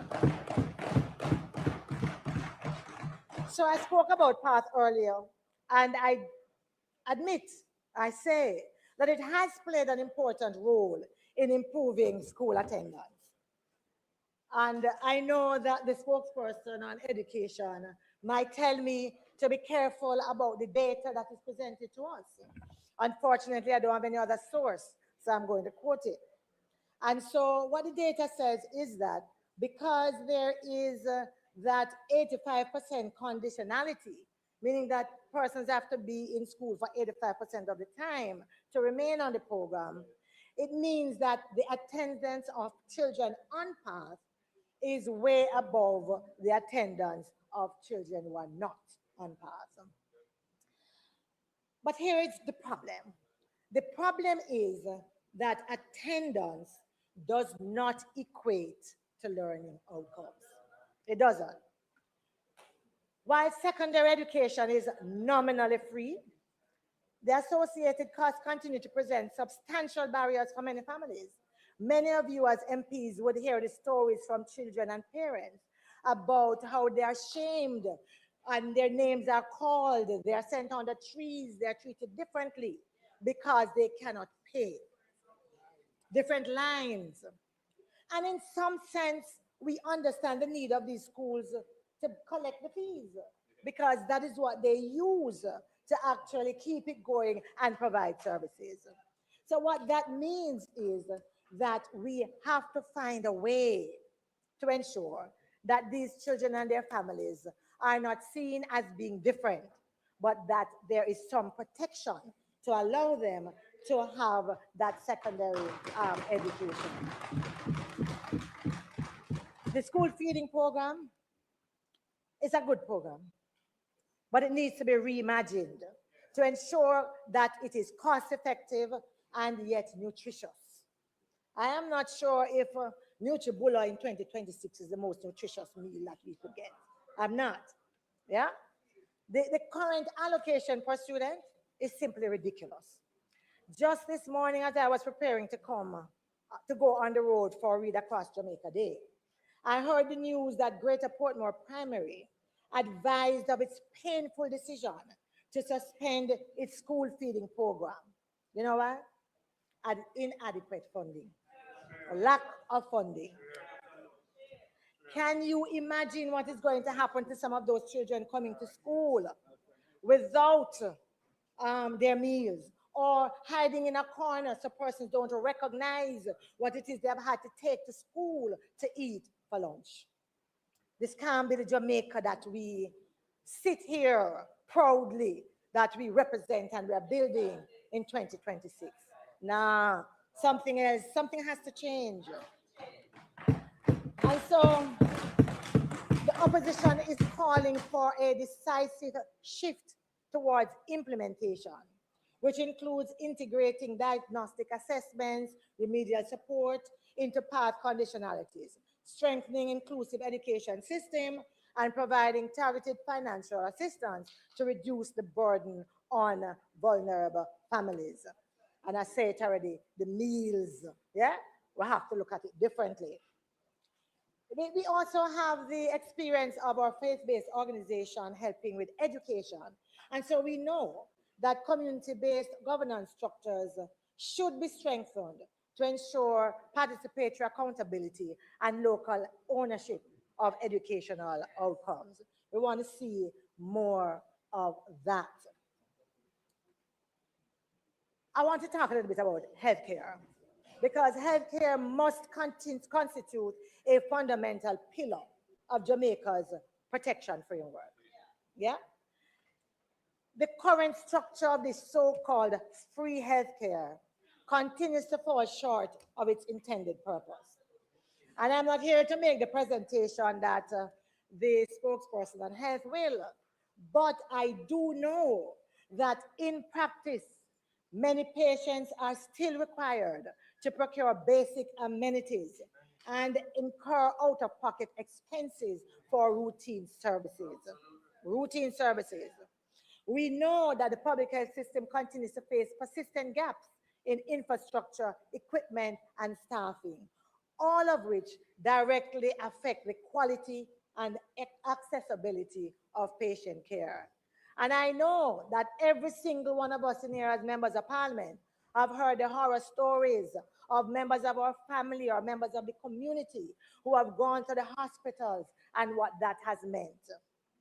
I wouldn't even like to tell you of the 3 persons who I am dealing with who currently have cancer and how difficult it has been for them. That's for another day. The shameful reality that we have, can you imagine that surgeries have to be postponed because of a lack of repairs to central air conditioning unit? What is that? But that was the case at the Bustamante Children's Hospital. And the truth is that the Jamaica Medical Doctors Association also said something similar when they said that the UHWI there, the core barrier to reliable service delivery lies in systemic defects, including staff shortages, compensation, and compensation breaches, more so than even funding itself. And the truth is that this reality disproportionately affects the most vulnerable, placing lives and livelihoods at risk. It is simply not acceptable. You know, Hurricane Melissa exposed the long-standing structural weaknesses within our healthcare infrastructure. In that moment of crisis, the contribution of volunteers, both local and international, proved invaluable. They delivered critical medical services to rural, remote, and underserved communities, undoubtedly preserving lives at a time of urgent need. On behalf of all Jamaicans, I once again, as others have done before, want to say a big thank you. However, I am clear that volunteerism is not a substitute for a resilient and adequately resourced national system.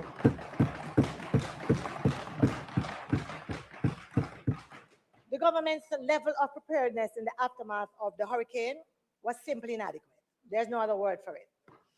As the reconstruction efforts continue, there must be a deliberate shift toward building resilient healthcare infrastructure capable of withstanding future climate-related events.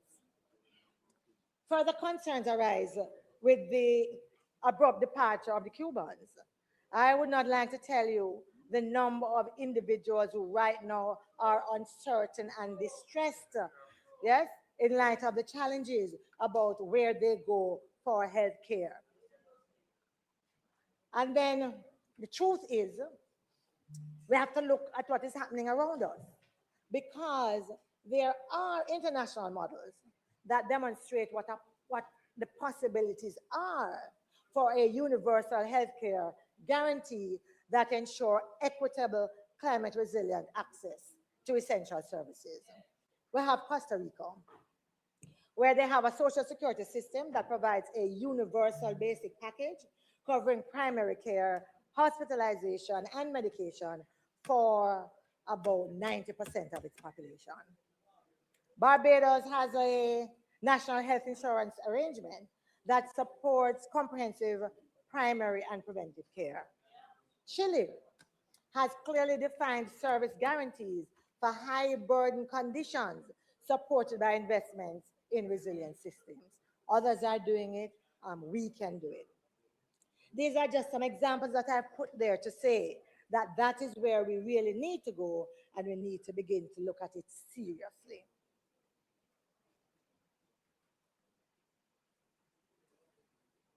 Decent work and livable wages. Without this, social protection is incomplete. Decent work and livable wages determine whether families can eat, send their children to school, recover after disasters, or contribute productively to national rebuilding. Jamaica cannot achieve a durable social protection floor without legal certainty on wages, workplace safety, social protections, and recognition of service. The government's decision to increase the minimum wage to $17,000 a week, up from $16,000 a week, is way short of that campaign commitment for $32,000 a week. And it is nowhere near that living wage, livable wage that we should be talking about. For years, I want to talk about the security guard. For years, we have been talking and calling for a joint industrial council for the industrial security industry, and we want to do that again. The government must initiate these discussions and provide a structured pathway to protect these workers from falling into poverty after years of service. You know, many of them are either close to retirement or past the age of retirement. What has been happening is that they have been forced to enter into new contracts, so they are treated as new recruits, losing all the years of service and with no benefit to carry. We must be concerned about that. And then let's talk about the OSHA bill, which was intended to replace the outdated Factories Act of 1943. It was first tabled in Parliament in 2017. A lot of review, still not passed. We have heard the recent promises of the minister, yes, that it will be passed shortly. But promises without law leave workers exposed. And as Jamaicans, we know that promise is comfort to a few.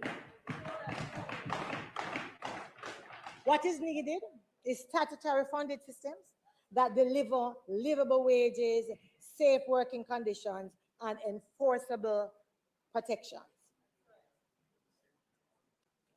In December 2025, the Red Cross reports that we had 156,000 homes that were damaged and in need of repair, with approximately 90 families directly affected.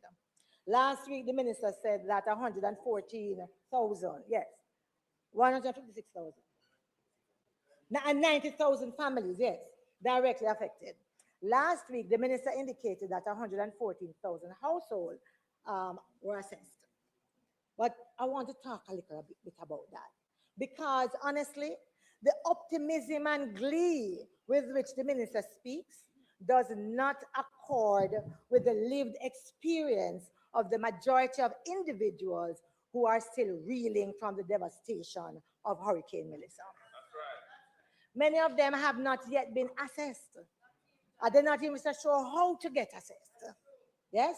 Others have been assessed, but are still not aware of their status. Yeah? And then again, others have been sent their information, and it is still a quandary about exactly where they fall.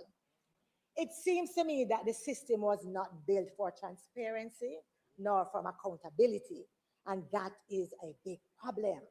When individuals go to the parish offices, the woes that they tell, yeah, they say that the information that they collected and put in there from the workers, it has changed.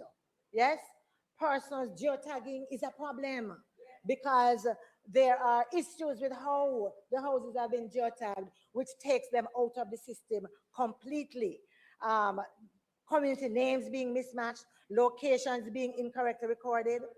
Data handling issues have led to missing or incorrect information, including phone numbers, TRN, the level of damage, even though this information was provided during the assessments and uploaded.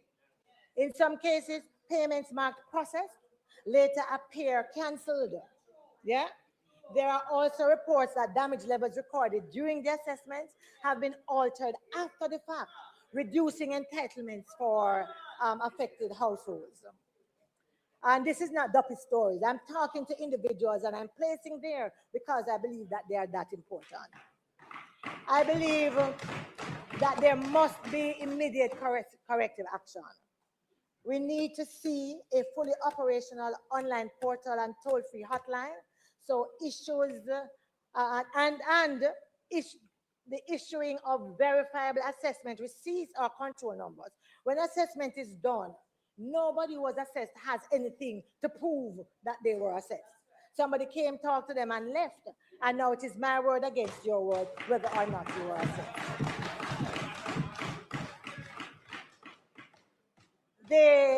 The inefficiencies that prolong the suffering is just simply not administrative failure. It is a failure of responsibility. And I think that needs to be owned. I want to talk a little bit here now about,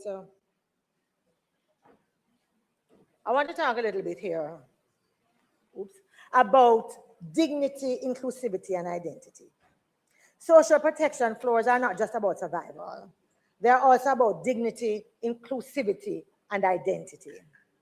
Dignity requires that support be delivered in a manner that respects individuals, protects their privacy, and avoids unnecessary hardship and humiliation.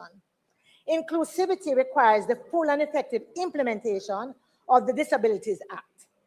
Identity requires that policies recognize and respect the lived realities of all Jamaicans. Consider Rastafari, a pillar of our national identity, celebrated globally through music, philanthropy, and culture. Yet our laws treat it simply as a religion, overlooking its holistic essence and how that then influences spiritual sacraments, economic livelihood, natural health practices, and environmental stewardship. Yeah? Current protections do not go far enough. Yes, the amendments to the Dangerous Drug Act offer just partial relief, but without explicit constitutional recognition. We need to go further. I also want to talk a little bit about what this dignity and inclusivity means. We are descendants of Nanny of the Maroons. We are descendants of Paul Bogle. We are descendants of Sam Sharp. What that means is that many of us who are sitting in these hallowed chambers, in this house, are only here because there were individuals who dared to buck the system. Because there were individuals who said, I will not be treated as a non-entity.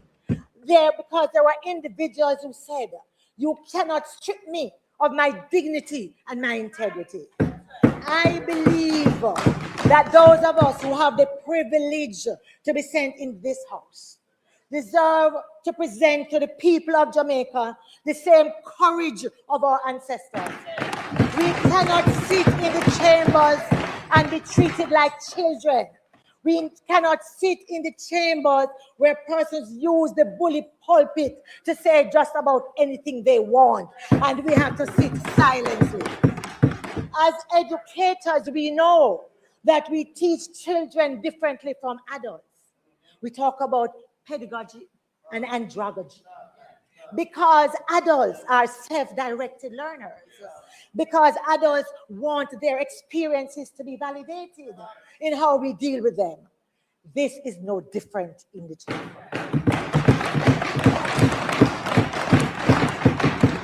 No one gets to come into the chamber, regardless of who you are, to pontificate and to scold the rest of us without taking responsibility for your own lack of decorum and disrespectful behavior.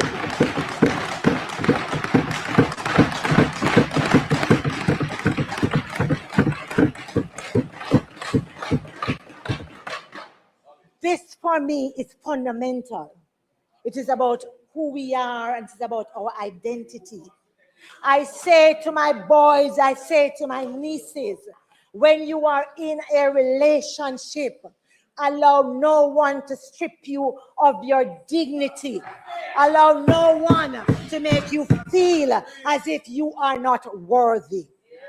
I am duty bound, therefore, to live what I preach and to be an example to those that I have been saying, do not allow others to trample over you.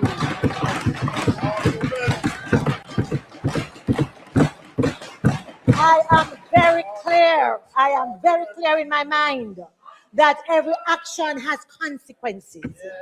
We are leaders. Choice making is what we do every day. We take decisions and we bear the consequences. And so I say to this august body and to my colleagues, I am willing to cooperate with anyone who is willing to treat me as a human being. I am willing to play my part. Granted, I have never been a submissive female. It's too late for me to be that now. It's too late for me to be that now. So you will not get a submissive Angela in the chambers. No. However, I respect my colleagues. But there's a line I draw. If I come before you and every day you disrespect me, that's right. Them say one day the bucket bottom I go drop out. And when it drops out, and I stand here today very, very clear, when it drops out, those who have the authority to punish, go ahead. Go ahead. History will absolve you. I do it not just for myself. I do it for those others who will come behind us and will remember that in this house we are all to be treated equally. That in this house, when we have certain positions, we put aside our political partisanship. And if we can't, we step aside from the position that requires it. And so, I am very clear. I have dropped a lot of what I had prepared to speak today because I believe that this is important. I believe this goes to the heart of our democracy. Democracy is not just about you wielding a sword. It is also about how you reach across the aisle and make accommodations and come to decisions to the benefit of all. I am tired of sitting here, pressing my mic, asking to be to say something, and you don't have even the decency of listening and then saying no. You are, none of us here None is clairvoyant. None of you live in my head. And therefore, even though you think you know me well, you do not know what I am going to say when I press my mic. Give me the courtesy, accord me the respect as an elected member of this house to be heard. You then have the opportunity to determine whether it is okay or not for me to go ahead. I stand here as a representative of the people of Southwest St. Andrews.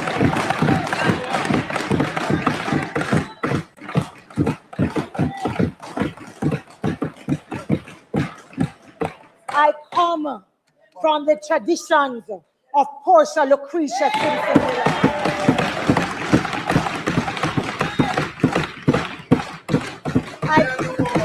I come from Vincent Brown, who is still alive at 100 and would rue the day if he saw me in a position where I sat quietly and took disrespect. Never, never. And so I'm hoping as I close that this will be a moment on which we reflect, all of us, not just some, so that we leave the lack of decorum, whether it's from that chair or otherwise. We leave the disrespectful behavior, whether it is from the speaker's chair or otherwise. The rabid partisanship, whether it is from the speaker's chair or otherwise. It is one thing to say it and you're not mic'd. But when you stand to speak and to represent, then you have to draw the line somewhere. I am hoping that this will lead to a new day in the parliament. I want to see it because I would like to be able to sit comfortably, to banter with my colleagues here and on the other side, to disagree with a laughter still on my face, and to agree respectfully, and to agree when that is what it requires. Thank you.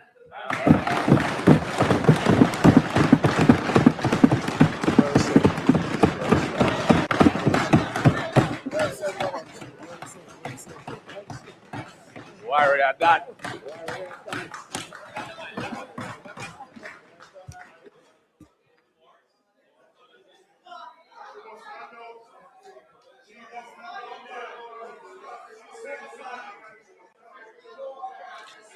House leader.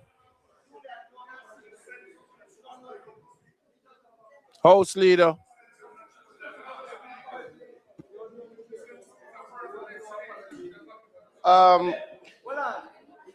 Mr. Speaker, we have just heard from the member from St. Andrew Southwestern. We will now ask for the recommittal of the, well, firstly, for the suspension of the sectoral debate and for the recommittal of the agenda items. The request is on the floor for the suspension of sectoral debate. Those in favor? Those against, the ayes have it. We will now have the recommittal to the agenda. Those in favor? Those against, the ayes have it.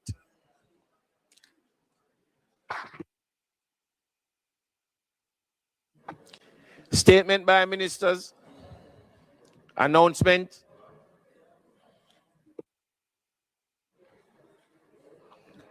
Laid on the table of the House are the following: annual report and audited financial statement of the SCJ Holdings Limited for the financial year 2020-2021 and its related ministry paper number 28 of 2026 titled Annual Report SCJ Holdings Limited for the year ended March 31, 2021.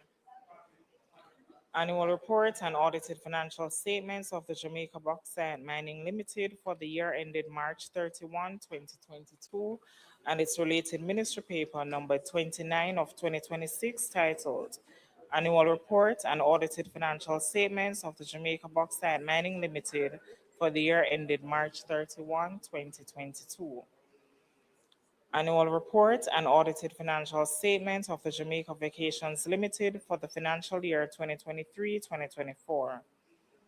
Annual report and audited financial statement of the Montego Bay Convention Center for the financial year 2022-2023, and finally, the annual report of the National Solid Waste Management Authority for the financial year 2024-2025. Thank you, Mr. Speaker.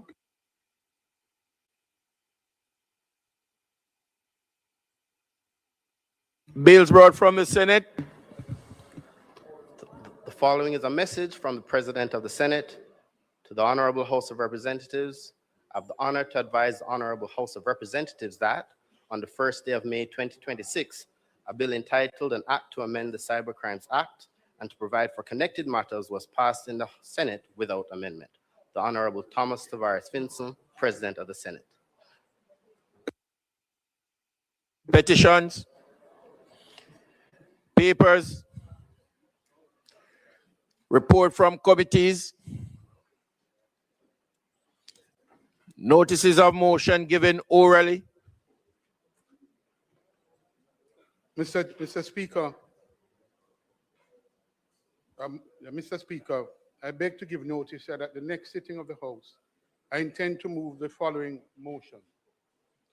Whereas Jamaica is currently experiencing a shortage of and instability in the supply of cement, a critical input for the construction, infrastructure, and manufacturing sectors, and whereas this shortage threatens to delay urgently needed reconstruction and reliance works in the aftermath of Hurricane Melissa, including housing, public infrastructure, private sector facilities, and community-based resilience projects, and whereas any prolonged or worsening cement supply disruption poses a serious risk to investor confidence, both domestic and foreign, and may result in the postponement or cancellation of strategic investments, and whereas the said shortage and instability in cement supply can lead to significant job losses, reduced working hours, and business closures in sectors directly and indirectly dependent on construction activity,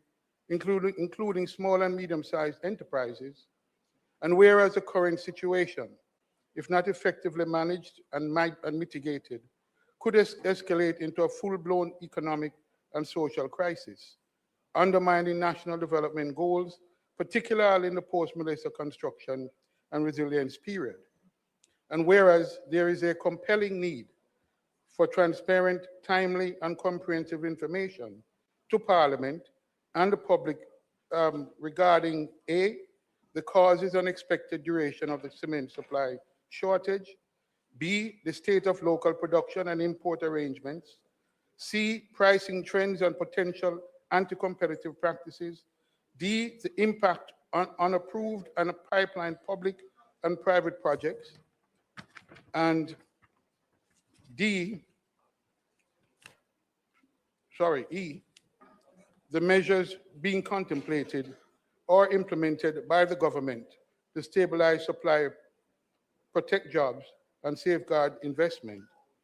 And whereas Parliament must exercise its oversight responsibility to ensure that appropriate policies, regulatory actions, and contingency plans are in place to mitigate the risk of a full-blown crisis and to support a swift, equitable, and resilient reconstruction process.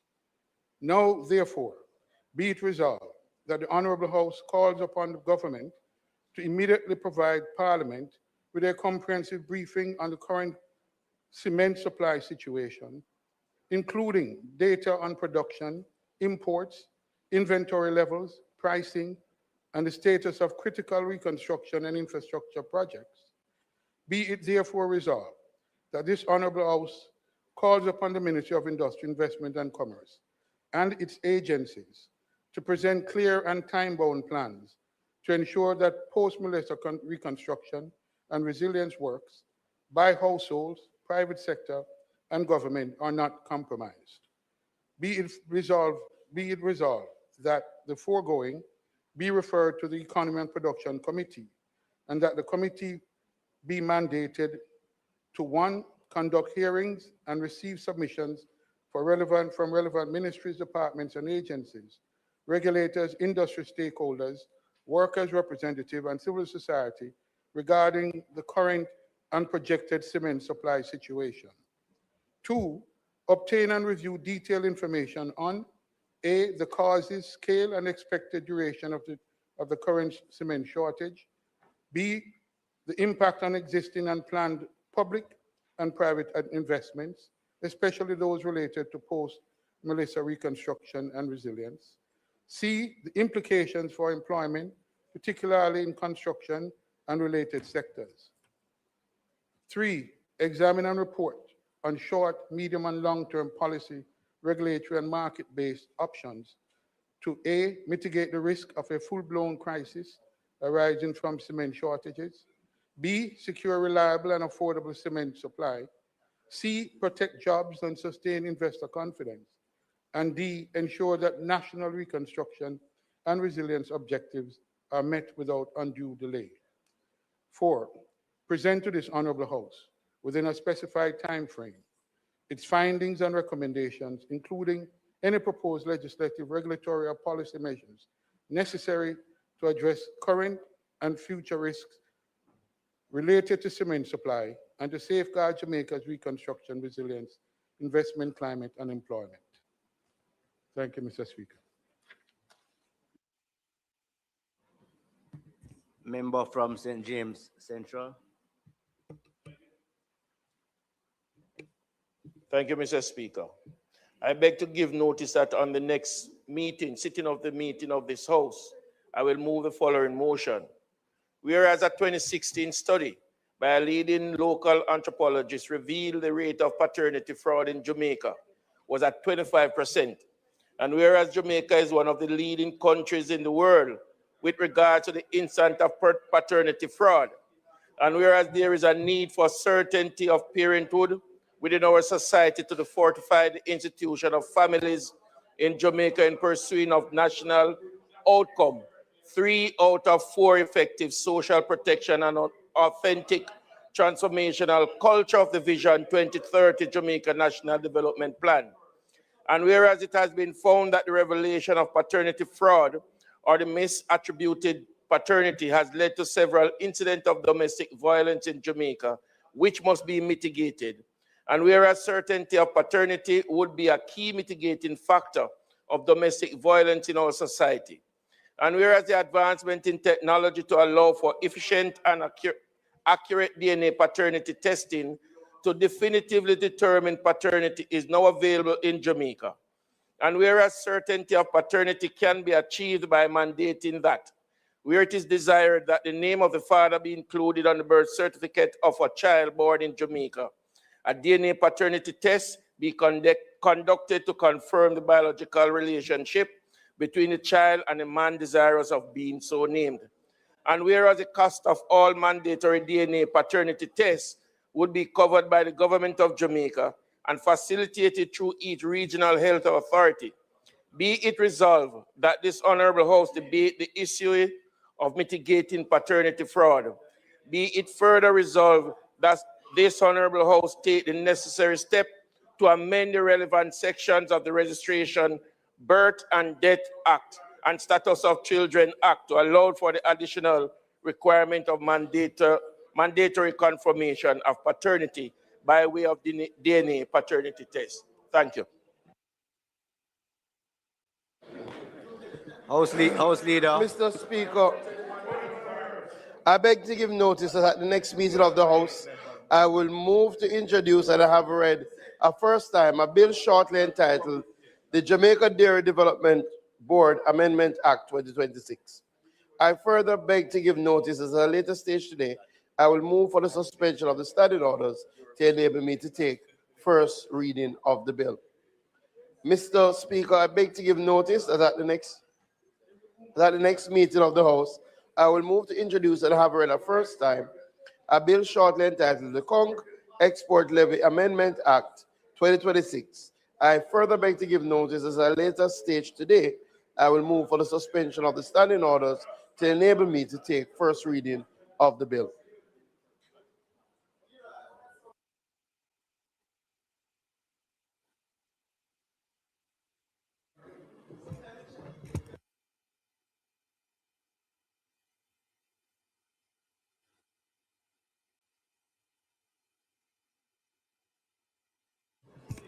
Questions and answers to questions.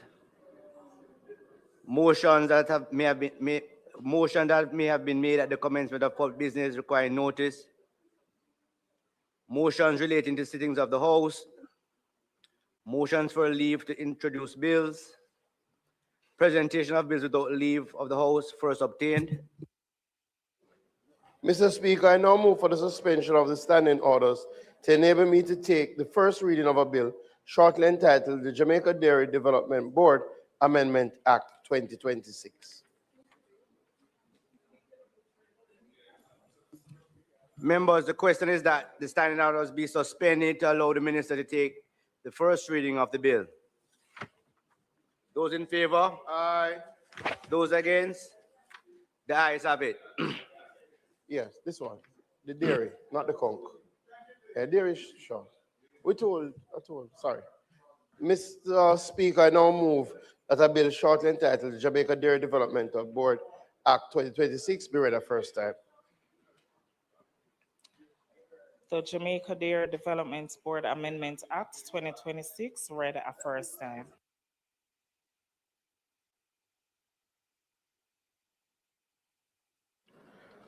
Mr. Speaker, I beg to give notice of second reading of the bill. I further beg to give notice at a later stage today, I will move for the suspension of the standing orders to enable second reading of the bill and to take it through all its concluding stages.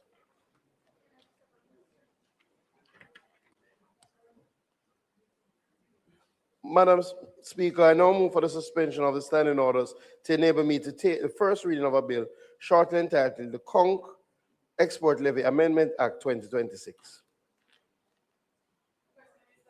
The question is that the standing orders be suspended to allow the minister to take the motion. Those in favor? Aye. Those against? The ayes have it, Minister. Madam Speaker, I now move that a bill shortly entitled the Conch Export Levy Amendment Act 2026 be read a first time. The Conch Export Levy Amendment Act 2026 read a first time. Madam Speaker, I beg to give notice of the second reading of the bill. As I indicated, we will not be taking this bill through all the stages today, so we can go to public business. Public business. Thank you, Madam Speaker. We do have a few items of public business today, having concluded the sectoral. We will start by a tribute to former Member of Parliament, Minister of Government, Senator, Minister of Government, the Honorable Hugh Hart, and then we will go into the taking of the Jamaica Dairy Development Board Amendment Act. We will ask the Prime Minister who will lead the tributes to. Thanks, House Leader. Prime Minister. Mike, please. Thank you, Madam Speaker. I rise to pay tribute to the life and service of the Honorable Hugh Cecil Edmund Hart, Order of Jamaica, former Senator, former Cabinet Minister, distinguished attorney at law, business leader, and servant of the Jamaican people. On behalf of the government of Jamaica, and indeed on behalf of all who value long and faithful service to the country, I extend sincere condolences to his family, his friends, his former colleagues in Parliament and Cabinet, the legal fraternity. I must mention, Madam Speaker, the Monroe College family. Absolutely. And all those who had the privilege of knowing and working with him. Hugh Hart belonged to a generation of Jamaicans who helped to shape the institutions and economic foundations of our young nation after independence. He was a man of intellect, discipline, judgment, and resolve. His contribution was not confined to one field. He served Jamaica in law, in business, in public administration, in parliament, and in the cabinet. Born in St. Andrew and educated at Monroe College, he went to Queen's College, Oxford, where he studied law. He was called to the bar at Gray's Inn in 1953 and later admitted as a solicitor in Jamaica in 1956. Over the course of a long and distinguished legal career, he became one of Jamaica's respected commercial lawyers with deep expertise in areas including taxation, mining, real estate development, corporate restructuring, commercial law, and corporate finance. As a founding partner of Hart, Murad Fattah, he helped to build one of Jamaica's leading law firms and contributed significantly to the development of commercial legal practice in our country.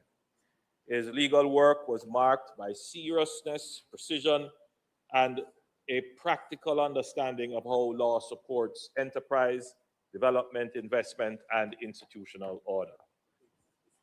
And, Madam Speaker, it could also be said of UHART that he was a great mentor and supporter of young lawyers coming into the profession. Indeed, I'm sure that when the leader of the opposition speaks, he will spend more time on that aspect of UHART's contribution to national development. But, Madam Speaker, UHART was not content to serve Jamaica only from private practice. He answered the call to public service. He served in the Senate from 1980 to 1993 and brought to this Parliament the same clarity of thought and depth of experience for which he was known in the legal and business communities. He went on to serve in the cabinet as Minister of Mining and Energy and as Minister of Tourism. These were not minor assignments. They were portfolios central to Jamaica's economic survival, growth, and international engagement. As Minister of Mining and Energy, he served during a difficult period for Jamaica's bauxite and alumina industry. The sector faced serious disruptions arising from global economic pressures and changes in international demand. At that time, bauxite and alumina were critical to employment, foreign exchange, industrial activity, and national confidence. UHART brought to that challenge the mind of a lawyer, the discipline of a negotiator, and the resolve of a patriot. He was among those who helped Jamaica navigate a period of uncertainty in one of the country's most important industries.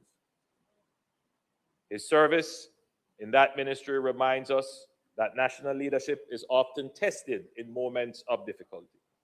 It is easy to speak of development when conditions are favorable. It is far more demanding to protect national interests when industries are under pressure, when jobs are at risk, and when the country must find a path through forces beyond its immediate control. UHART served in such a moment, and he did so with seriousness and distinction. As Minister of Tourism, he also played a role in advancing one of Jamaica's most important economic sectors. His tenure coincided with important milestones in the growth of the industry, including Jamaica's continued emergence as a premier global destination. He understood that tourism was not merely an industry of hotels and arrivals, but an expression of Jamaica's identity, culture, hospitality, and international presence. Our current Minister of Tourism exemplifies this, Madam Speaker. Beyond ministerial office, UHART gave service to many of Jamaica's major institutions. He served in leadership roles across the public and private sectors, including institutions connected to bauxite, energy, manufacturing, finance, and commerce. In these capacities, He helped to strengthen the governance and strategic direction of organizations that mattered to Jamaica's economic life. In 2011, Jamaica conferred on him the Order of Jamaica in recognition of his contribution to the bauxite and aluminium industry and to the legal profession. It was a fitting national honor for a man whose work had touched so many areas of Jamaican life. Madam Speaker, there is an important lesson in UART's example. His was not a politics of noise and spectacle. His was a life of competence, preparation, duty, and measured service. At a time when public life is often judged by immediacy and volume, UHART's life reminds us of the enduring value of steadiness. He was serious without being theatrical. He was accomplished without being boastful. He was influential without needing to be ostentatious, or as some people would say, tapanaris. The Parliament should honor that kind of service. We should honor those who help to build the foundations on which we stand.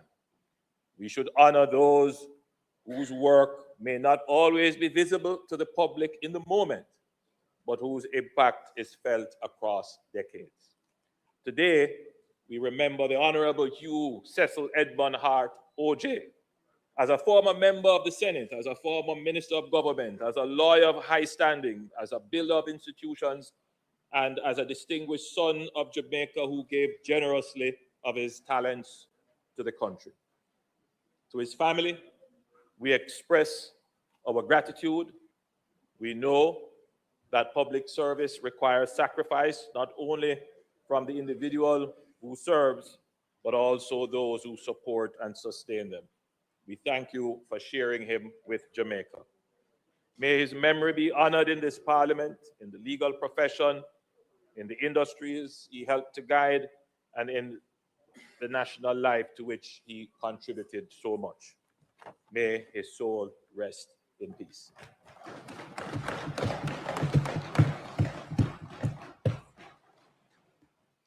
Leader of the opposition. Thank you, Madam Speaker. Perhaps I can give me a little space here.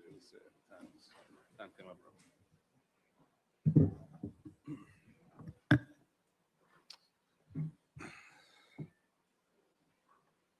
Madam Speaker, I didn't have time to prepare a written speech on an occasion when really I ought to have, because Hugh Hart is somebody very special to me.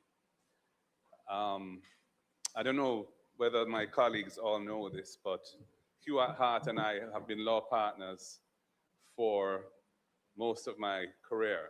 I joined the firm of Hart, Muirhead, Fatter in 1993 when it was just Hugh Hart, John Muirhead, and George Fatter. And they were all in the later stages of their career and had formed a firm so that they wouldn't retire and get bored, but would be able to practice law in a somewhat leisurely way. I was 28 and very grateful when they allowed me the opportunity to join them. I had wanted to be in New Kingston, where the firm was operating from. And I actually met John Muirhead at the recount, or the preliminary count for Southeast Clarendon in the election when Peter Bunting ran against Hugh Shearer. And John Muirhead was Hugh Shearer's lawyer for the count. And I was Peter Bunting's lawyer. And in this course of that count, from time to time, there would be breaks and we'd sit under a tree in Lionel Town courthouse, I think it was. And he told me about Hart Muirhead Fatter. And it struck my interest because of the flexibilities of the structure of the firm. And I wrote to Hugh, who I did not know, though my mother and Hugh had been friends in their teenage years, many, many years before.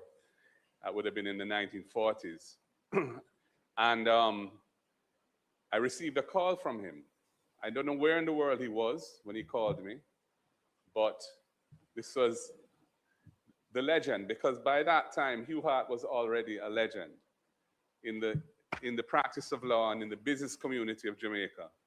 Hugh Hart is a legend. And so I was daunted and surprised and very excited to get that call. And he was just so friendly and charming, as he always was. And he said, if I want to come, they'd be happy to have me. And you know, when I got there, he gave me his office. A 28-year-old budding attorney. He was traveling a lot, and he said, we didn't have much space at the time, and he said, you use my office. So I sat in his office for several months until some other accommodation was eventually made. Hugh Hart was a brilliant man. First of all, he was charming, can't done. You know, he just had a manner in dealing with people that made people feel valued, made people felt engaged. He listened to what you had to say. There wasn't a time when I knocked on his office to discuss something with him that he didn't look up and say, Marcus, come in, man, and just put down what he was doing. And we would discuss whatever the issue was that I wanted to raise. Never once did he look perturbed. And he was always busy. You know, this was a man who had a thriving practice in his 90s. You know, he had a thriving practice. And he had a thriving practice because he brought great value to his clients. He brought value. He didn't practice law for money. Money was totally, I wouldn't even say secondary. It was very, very subordinate. He practiced law to serve his clients and because he loved the practice of the law. And he had a unique range of skills. He was as sharp as a whip. He was a brilliant draftsman. And he had a strong commercial sense. He understood finance, he understood money, he understood risks and how to manage them as a commercial lawyer. He was a mentor to me. And I feel very, very fortunate and privileged that I had the opportunity to work with him from 1993 until basically last year, when illness overcame him at the age of 95, turning 96. He was born on Boxing Day, December 26th, and he wasn't able to come to Jamaica because he actually lived in Cayman, but he came to Jamaica for most of the year. He would come in usually on a Tuesday and leave on a Friday, except during the summer months when he was always in London and then traveling sometimes in Europe. Hugh Hart was a great negotiator. He had a clear mind. He understood the tactics of negotiation. He was never daunted by whatever task he had to face at the negotiating table. And when he was in government, as I understood it, he brought those skills to bear. He went into government really because his wife's brother was the prime minister and knew his skills and wanted to have the benefit of those skills. And Hugh wanted to serve. He wanted to serve Jamaica, and he believed he could deliver a unique array of skills to Jamaica. He would never put it that way. He was a humble person. He was not boastful at all. He was gentle as well, although if you are at the other end of a negotiation with him, you didn't feel that he was very gentle because you knew that you were up against somebody who was probably outdoing you in the art of negotiation. But he was a gentle person, a kind person. And when it came to young lawyers, as the Prime Minister had mentioned, certainly in our firm, which I'm the senior partner of now, all of the lawyers who joined the firm in the years after I did, and we now have, I don't even know, 20 lawyers or something, all of them were in love with Hugh. He was a mentor to all. He was the person who, if there was ever a dispute, if there was ever any disagreement, he would resolve it. He was the glue, really, that kept the place together. I will miss him terribly. I already do. And there will never be another like him. In business, he was an entrepreneur. He was a risk taker. He was a major real estate developer in his own right. Prestige homes. He and Frank Hall built a number of housing developments in Jamaica in the 60s, going into the 70s. And then when he moved to Cayman, he built several of the high-rise buildings in Georgetown, several residential developments in Cayman. And he was also respected and knew many influential business people across the world. You know, he was somebody who, you know, for example, when he was Minister of Mining and Energy and Jamaica was in problems, he could pick up the phone and he could speak to the head of major metal trading houses in Switzerland or wherever it would be, and they would take his call. And many of them became his good friends. And up to late in life, though he outlived most of them, you know, he had a close relationship with many of them. Hugh Hart, as I've said, is a one of a kind. And God bless him. He such a special individual. Prime Minister, I thank you for your kind remembrance of him, your tribute to him.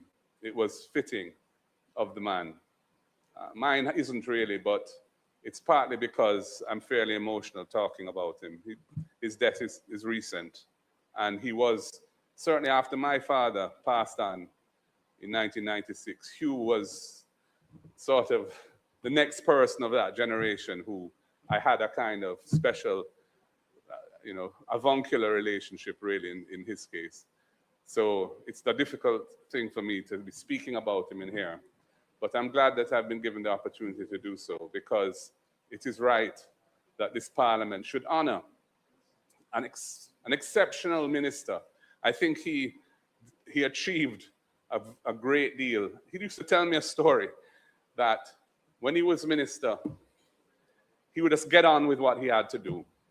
And he wasn't very familiar with the processes of government.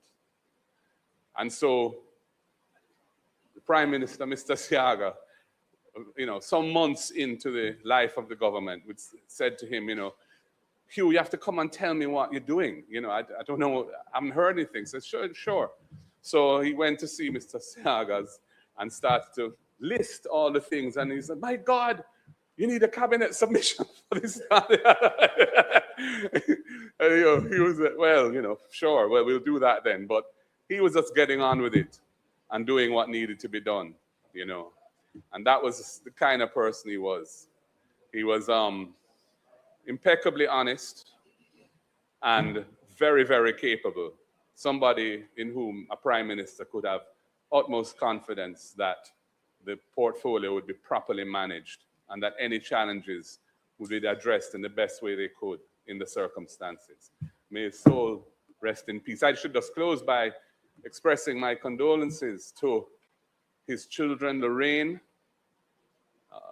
Justin and Belinda, and his sister Shirley, and all his close friends and wider family.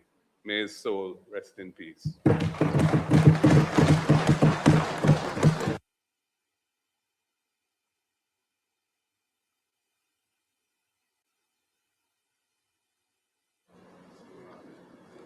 Madam Speaker,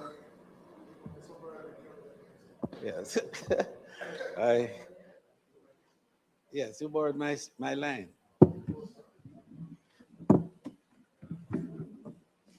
I didn't plan, Madam Speaker, to begin that way, but the member from Southeast St. Andrew preempted me, and so I will, yes, admit very readily that I'm perhaps the only surviving member of the cabinet in this house, with Hugh Hart, who incidentally, we sat next to each other for 6 years.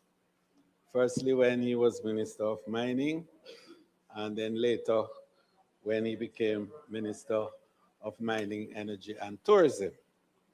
So I rise today, Madam Speaker, with profound respect and sadness to pay tribute to a truly remarkable Jamaican, the Honorable Hugh Cecil Edmund Hart, OJ. His passing marks the loss of a devoted son of Jamaica, a distinguished attorney, a statesman of great integrity, and a public servant whose dedication shaped the trajectory of our nation's tourism sector, economic development, and public life. Certainly on behalf of all of us in tourism and all the related entities in tourism, the wider tourism fraternity, I extend my deepest condolences to his family, friends, colleagues, and all who had the privilege of working alongside him. Jamaica mourns a man whose life was defined by steadfast service, sound judgment, and an unwavering commitment to the excellence of our nation. Hugh Hart's impact on Jamaican economy was perhaps most uniquely felt during the mid-1980s, when he was entrusted with a massive dual-faceted portfolio by then Prime Minister, the Most Honorable Edward Philip George Seaga. Having served as Minister of Mining and Energy since 1983, his capabilities was expanded in 1986 to include the Ministry of Tourism. The subsequent merging of these portfolios under his leadership was a testament to the Prime Minister's immense confidence in his capabilities.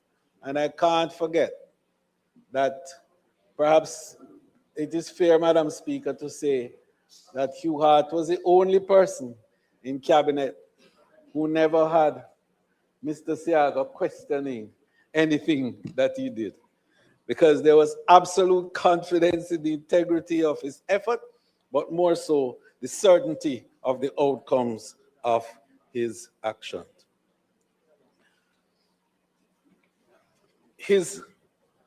For 5 years, Hugh Hart skillfully navigated the nexus of energy, industry, and hospitality, proving that he possessed the rare intellectual dexterity required to manage the pillars of our nation's economic survival simultaneously.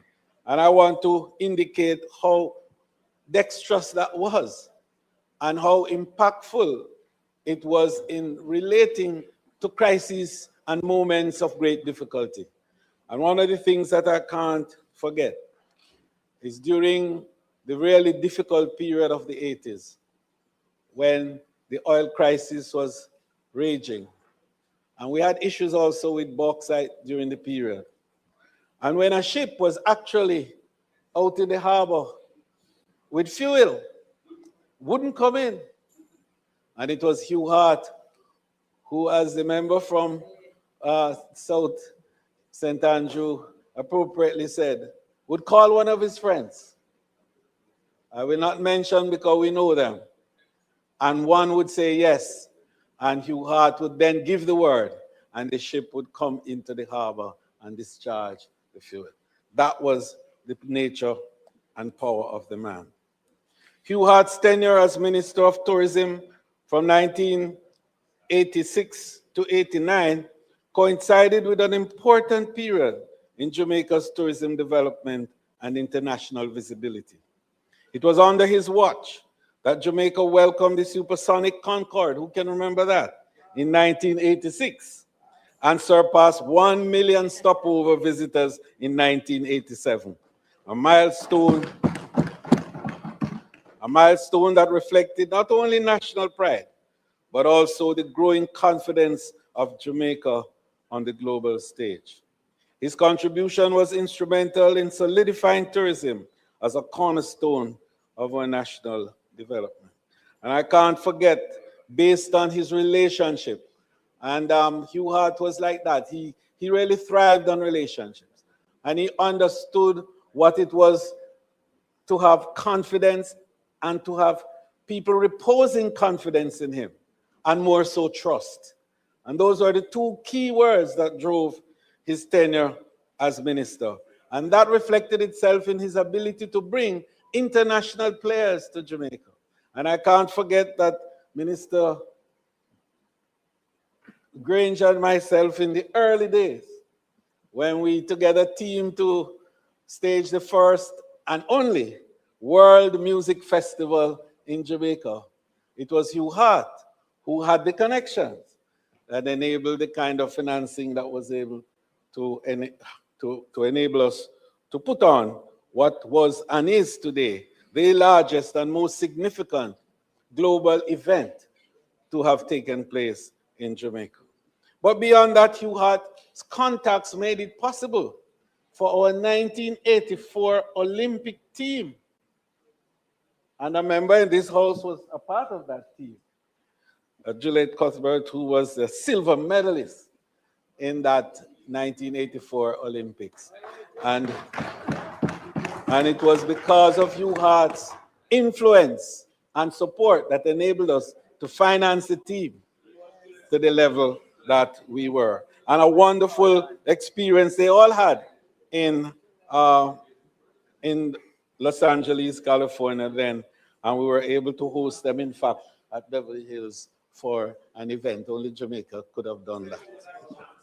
So beyond the headlines, Hugh Hart was a builder. He helped realize the tourism industry following the unrest of the late 1970s and spearheaded the recovery efforts after the devastation of Hurricane Gilbert in 1988. His strategic vision laid the foundation for Montego Bay and Ocho Rios to become major Caribbean cruise hubs, with ship calls and passenger numbers growing in the late 1980s. Efforts that combined significantly to Jamaica's economic diversification. Beyond tourism, Hugh Hart's leadership extended to his service in the Senate and his critical role as Minister of Mining and Energy from 1983 to 1989. These were challenging years, and one of the biggest issues on his desk was the daunting bauxite alumina crisis. Yet he approached this challenge with integrity, seriousness, and thoughtful leadership. Working closely with Prime Minister Siaga and other technocrats, he navigated complexities of a brutal decade for the industry. He was instrumental in negotiating with multinational corporations and securing the 1988 reopening of Jamaica's largest bauxite refinery, as well as facilitating strategic bauxite purchases by the United States. These efforts were crucial in preserving a key pillar of Jamaica's economy during those turbulent times. In the energy sector, he steered the nation through IMF-mandated deregulation, volatile oil price shocks, and the pressures of meeting stringent fiscal targets. His stewardship was marked by a steady hand amid significant economic headwinds. Throughout his career, Hugh Hart was known for his discipline, dignity, and a leadership style that prized substance over showmanship. He earned respect across sectors, not just for the offices he held, but for the example he set through his unwavering dedication to duty. His contribution extended far beyond the halls of Parliament. His excellence as an attorney and leader in the private sector earned him wide recognition, culminating in the award of the Order of Jamaica in 2011 for his service to the bauxite, alumina industry, tourism, and the legal profession. As we celebrate the life and legacy of Hugh Cecil Edmund Hart, we honor a man whose character and dedication left an indelible mark on Jamaica. On a personal note, He was my mentor. He guided me through the early stages of my involvement as Minister of Tourism. Hugh Hart would call me almost every day, and after a puff of his signature pipe, he would then say, "Young man, you need to visit so and so and so." He remembered every name when he was minister, and he guided me through that process. And the Prime Minister is correct in his tribute by indicating that Hugh Hart understood that tourism was more than arrivals and receipts. It was building human capital and enabling two key words to always resonate: trust and confidence. And that is what has driven my process throughout the period. And that's why, on the international scale, as Hugh Hart did, Jamaica stands today tall and proud. So, to Hugh, my word, well done, thou good and faithful servant. To his family that survives him, Lorraine, Justin, Belinda, his children, his sister, Auntie Shirley Bailey, and the relatives and the friends, and we, the extended family. And indeed, the family of his late wife, Pamela Hart, who was Pamela Siaga, and the entire Siaga clan, and indeed, the other members of the Hart fraternity, Tony Hart of blessed memory, and his family. They were cousins, yes. May they all find comfort in the great stewardship that Hugh Hart gave. The extent of his contribution to Jamaica and the world. He indeed added value. May his soul rest in peace and light perpetual shine on him. Thank you.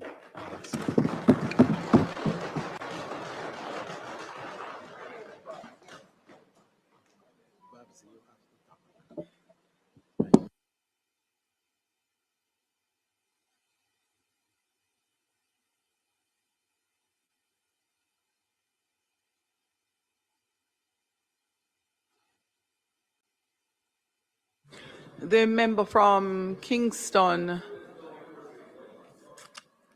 West Kingston, Minister Mackenzie.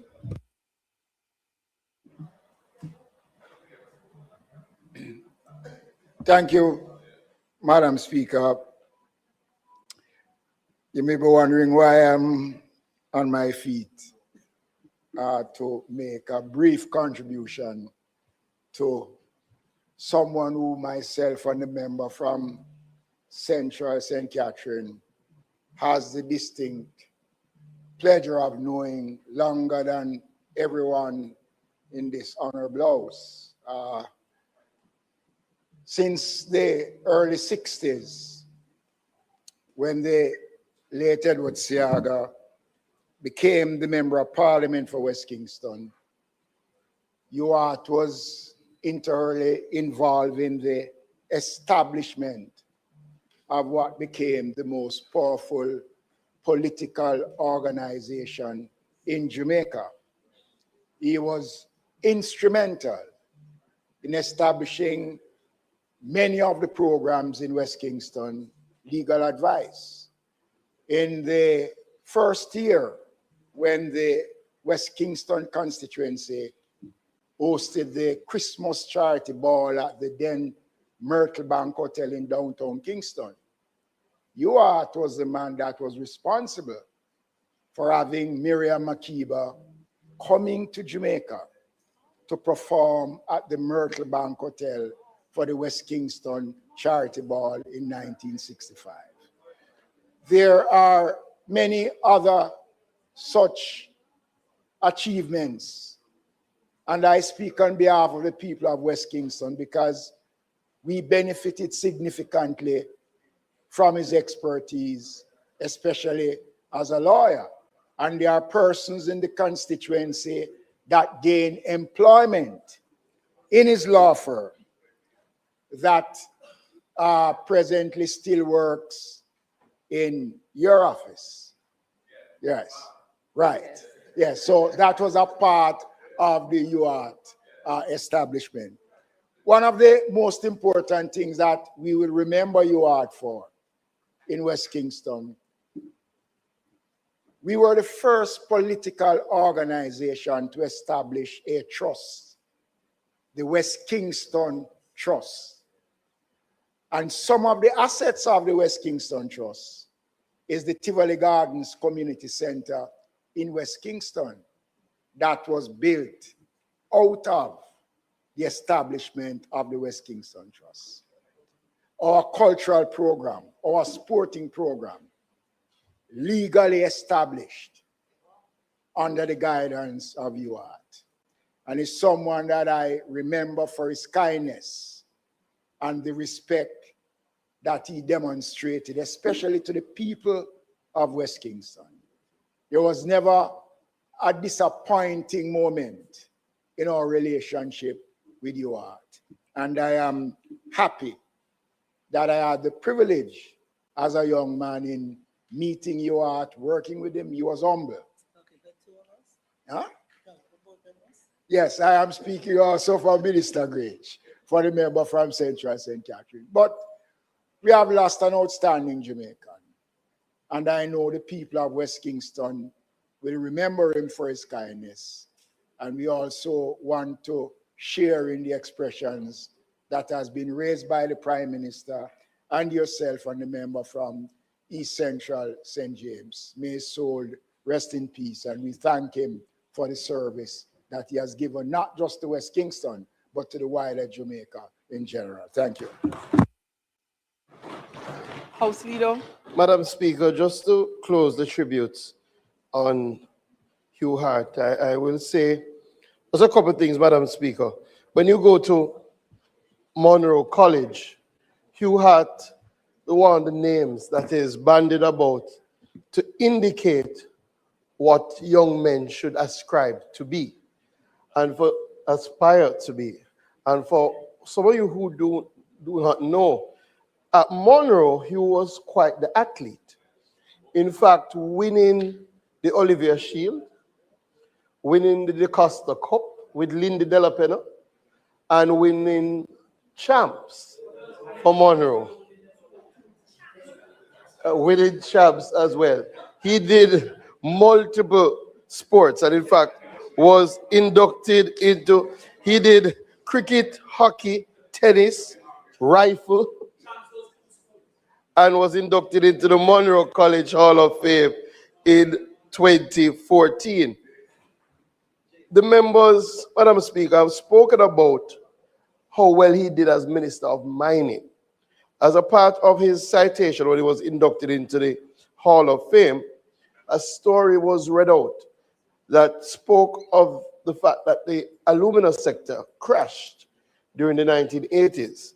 And Hugh, along with Prime Minister Siaga, led a delegation to the Oval Office where they met with President Ronald Reagan and persuaded the US to buy 3.6 million tons of Jamaican bauxite, which moved the annual local production to 6.5 million tons. They also bartered grain for another 2 million tons. And to speak of his negotiating skills, he then bargained with the Soviet Union to provide ladders for bauxite and aluminum. And you know, ladders became extremely popular. So his legacy, Madam Speaker, is beyond doubt. And no, I didn't, but yes, is beyond doubt. And I think the House has done a good thing in paying tribute to a tremendous son of Jamaica. Madam Speaker, we will now continue with the business of the House. I want to open the debate on the amendment to the Dairy Development Board, which is not intended to be long, but may I have the, thank you. House Leader.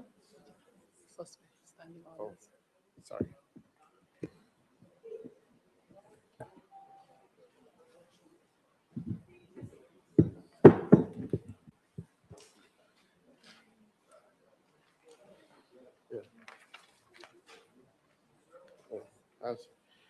Madam Speaker, I now move for the suspension of the standing orders to enable me to take second reading of the bill and to take it through as much stages as possible today.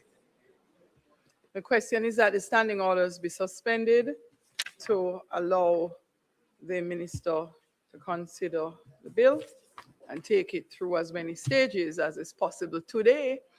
Those in favor? Those against? The ayes have it, Minister. Madam Speaker, the bill before this honorable House is the Jamaica Dairy Development Board Amendment Act 2026. This honorable House is advised that the Jamaica Dairy Development Board, a body corporate, was established by the Jamaica Dairy Development Board Act in 2009 for the purpose of promoting, fostering the development of the dairy sector, with particular emphasis on promoting local milk production and achieving efficiencies in the production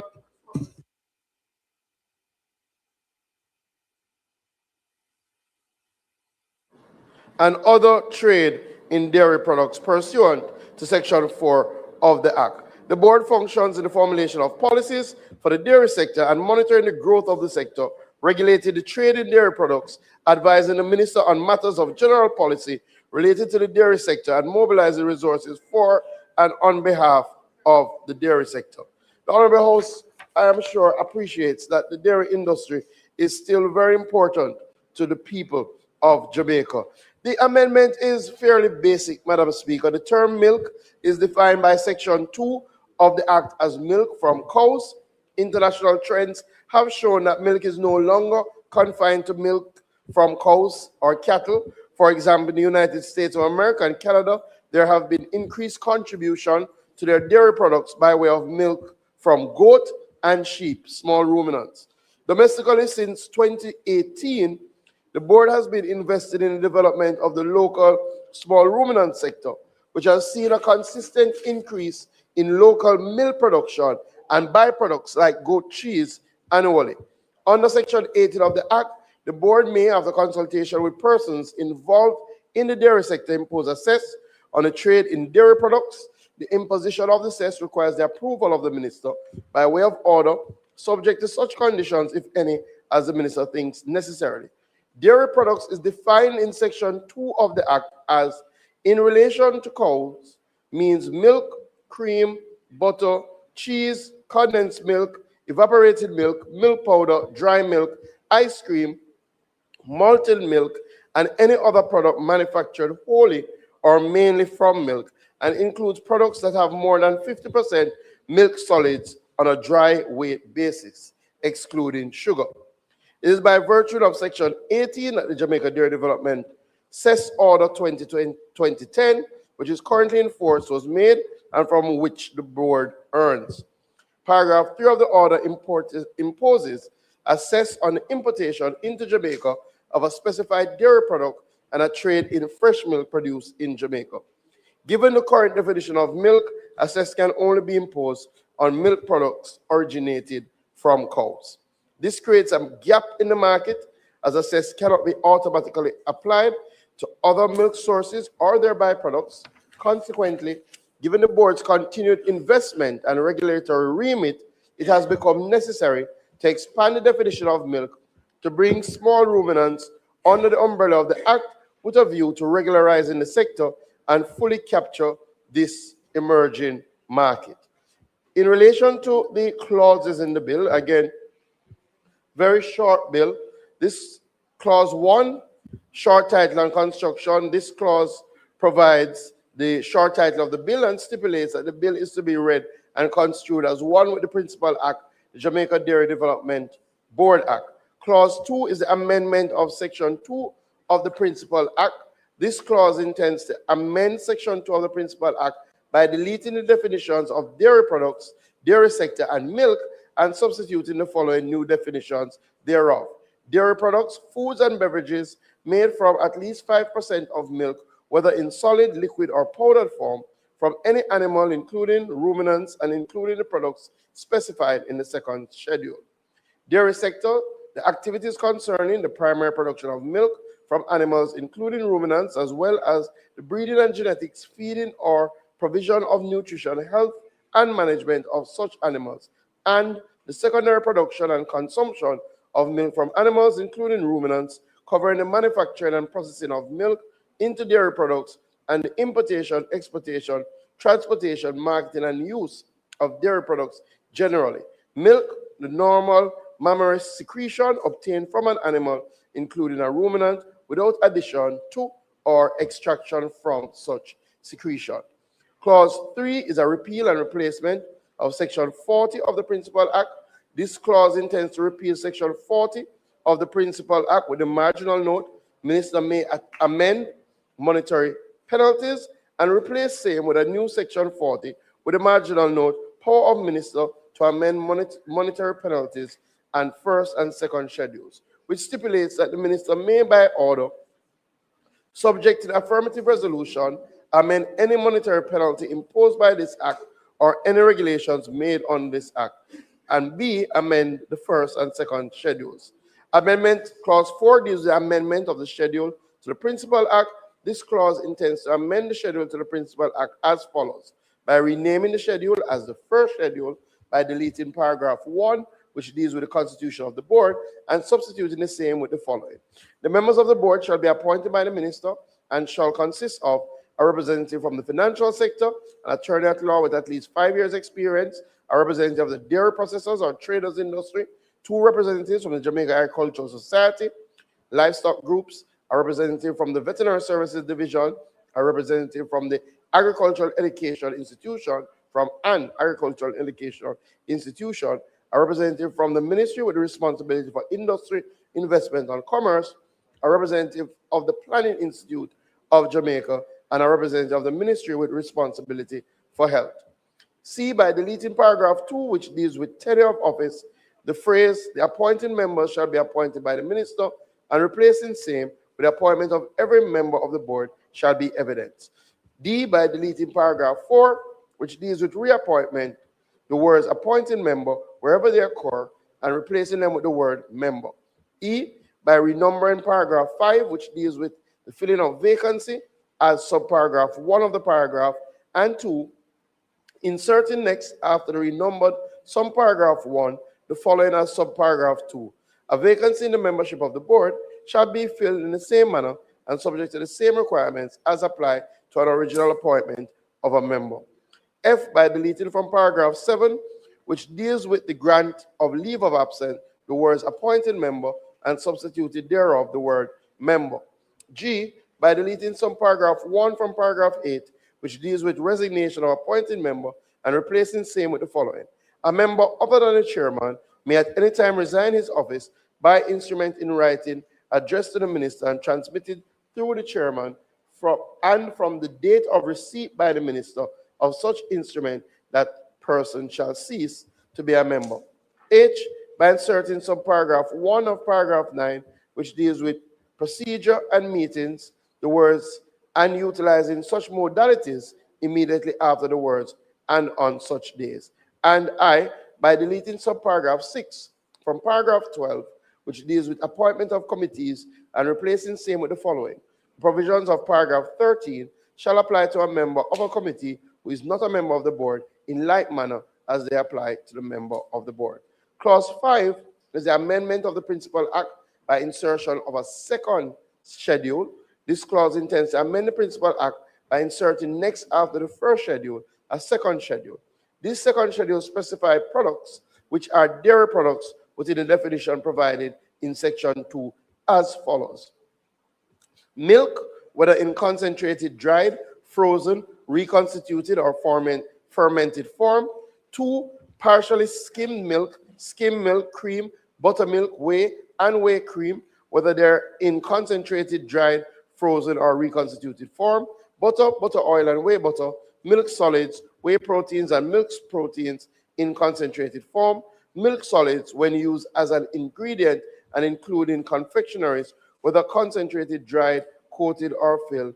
milkshakes, evaporated milk, condensed milk, probiotic milk, lactose-free milk, fluid milk products, ice cream, dairy-based cream, and food drinks containing milk, butter cookies, whipped cream, and yogurt.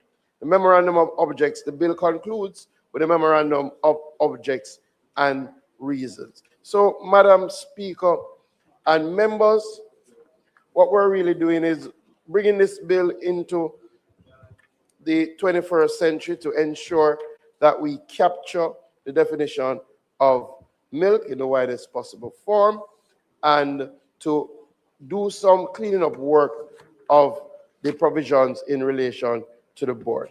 I now commend the bill entitled the Jamaica Dairy Development Board Amendment Act 2026 to the House.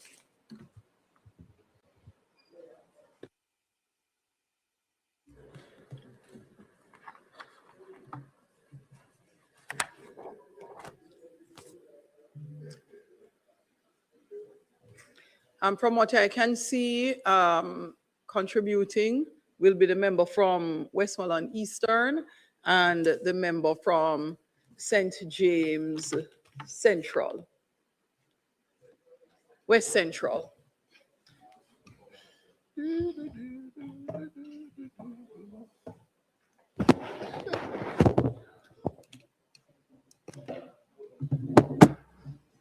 Thank you, Madam Speaker.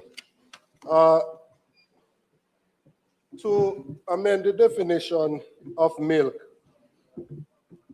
in the Jamaica Dairy Development Board Act is not something that is controversial in and of itself. And we would have no reason not to support that. It's common sense amendment. However, in thinking through the matter, one would ask, how will this improve milk production, milk output? And a further examination of the data and coming to an answer for that question shows that Jamaica dairy sector operates at a significantly lower productivity level compared to global leaders. In Jamaica, approximately 7 to 8 liters of milk are produced per cow per day. And internationally, the top producers, Israel is 43 liters per day, US is 38 liters per day, Ireland is 30 plus, and Canada is 29 liters per day, which means that they are 4 to 6 times more productive than we are in Jamaica. And goats really only represent about 2% of the global milk supply, with about 2 to 3 liters per day. So we need to pursue a dual-track dairy strategy. One, where we modernize the cow-based dairy industry for higher yield and import substitution, and two, to scale growth production as a smallholder-friendly subsector that is more climate resilient. Madam Speaker, there are problems that Jamaica faces. One, we have low domestic milk production relative to the demand. We have high dependence on imported dairy products. We have vulnerability of livestock systems to climate variability, and we have underdeveloped value chains for both goat and cow milk. Therefore, productivity improvement have to be more transformative rather than incremental. What are the drivers that we would say that is causing our production to be that low? First among them is climate. The increase in the temperature in a tropical country leads to heat stress and decreased milk yields. And the seasonal drought make it inconsistent for food availability. Two, genetic limitations. And this is probably something that it will require more intervention from government at a policy level to deal with genetics. In Jamaica, sorry, we have more adapted for survival than for production. And as of such, the different breeds can tolerate the heat, but they do not produce as much as breeds in other jurisdictions.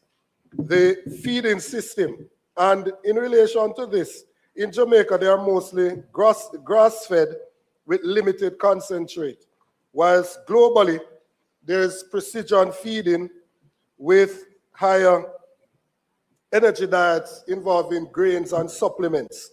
And then you have, Madam Speaker, farm structure and technology. In Jamaica, where there is limited mechanization and milking systems, versus globally, we have automated milking systems with data-driven herd management. The next reason is institutional weakness, especially in relation to extension services. Most rural MPs here will tell you that the extension services from RADA are limited.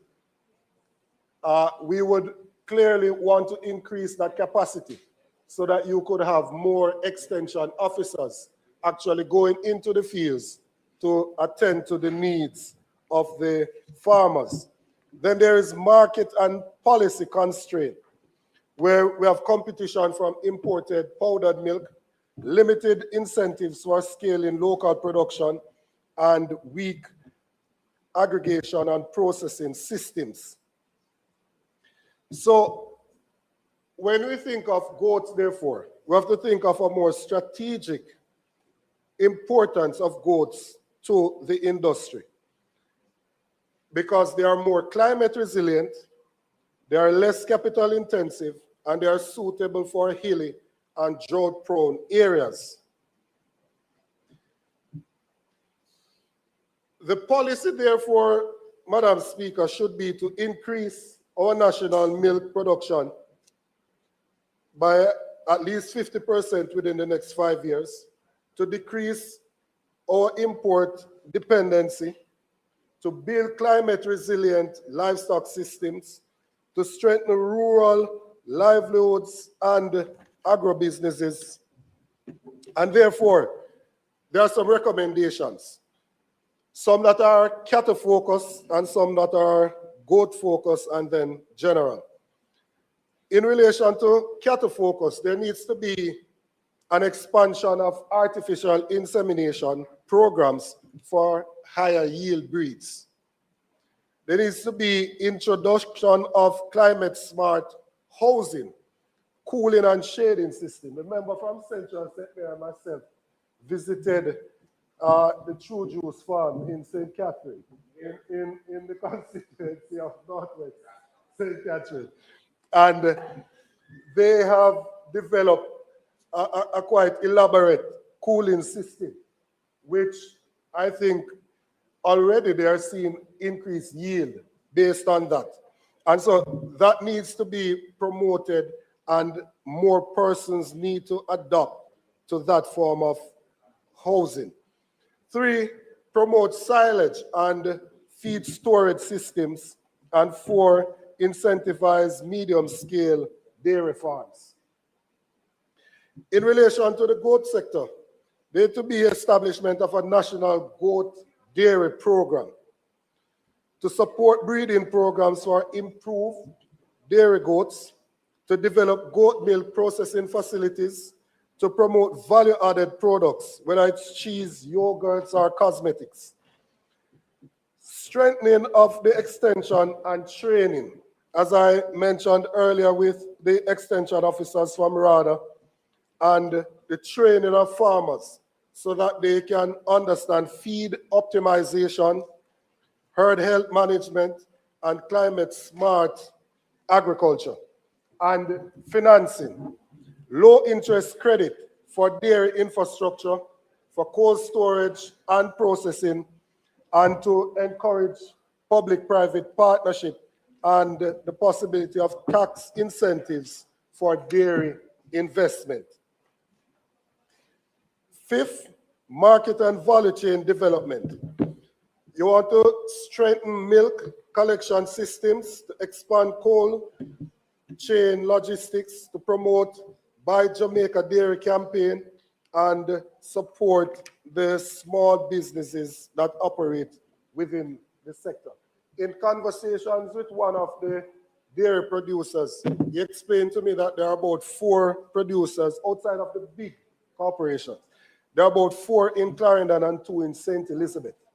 And outside of that, there isn't much participation in the sector otherwise. So, Madam Speaker, to amend the definition, or Mr. Speaker, to amend the definition of milk so that by amending the Dairy Board Act is not an issue that is controversial, but there might be need for an act to address small ruminants by themselves. Or a Livestock Development Act. We saw today in the news where one of the major producers of patties is increasing the cost by about $20, I believe the article said. Imported beef trimmings for the patty sector is at about 2.3 million kgs, and with the average carcass at about 350 kg, that is about 6,570 animals. And they feed them on a ratio of roughly 1 per acre. So you're talking about, if you were to satisfy that demand locally, you'll be putting 6,570 acres on the production. So Jamaica dairy sector sits at a critical transition point, while global dairy systems demonstrate what is possible with high investment and technology. Jamaica's comparative advantage lies in building a hybrid system, combining efficient cow-based production for scale and resilient goat-based system for inclusivity and sustainability. The production gap is structural and not just biological. And therefore, closing the gap means improving genetics, better in the feeding systems, incorporating technology, and being climate sensitive, climate smart. A well-coordinated approach can transform dairy into a pillar of food security, rural development, and economic resilience. Thank you.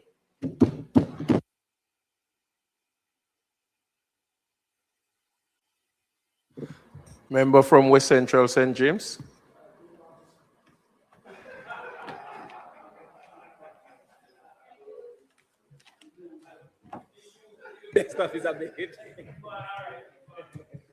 Thank you, Mr. Speaker. Please turn the mic on.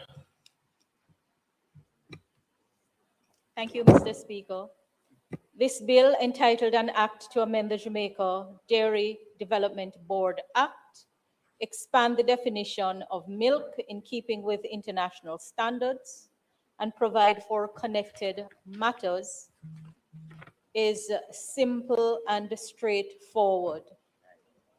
Among the 2 objects is the specification of the composition of the Jamaica Dairy Development Board to accord with the legal requirements of the nomination, selection, and appointment of boards of public bodies.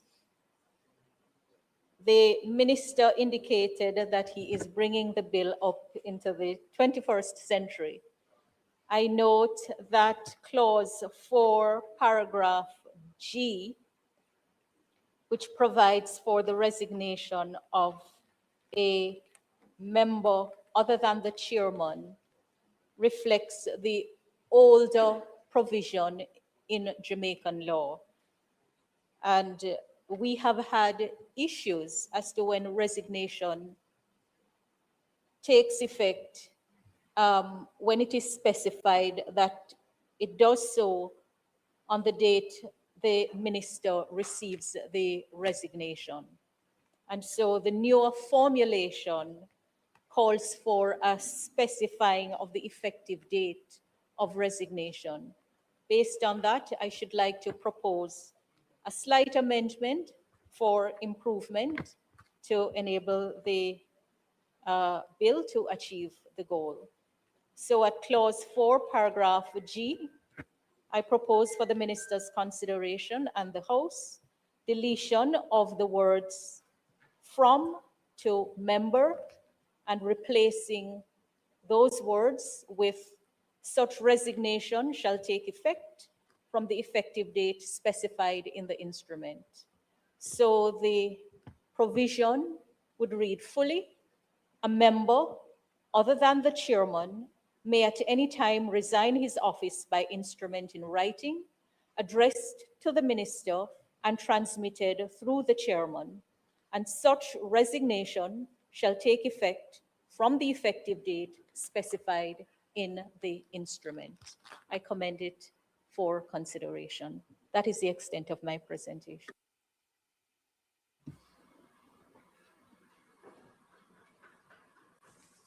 Member from St. Catherine Northwestern, sorry.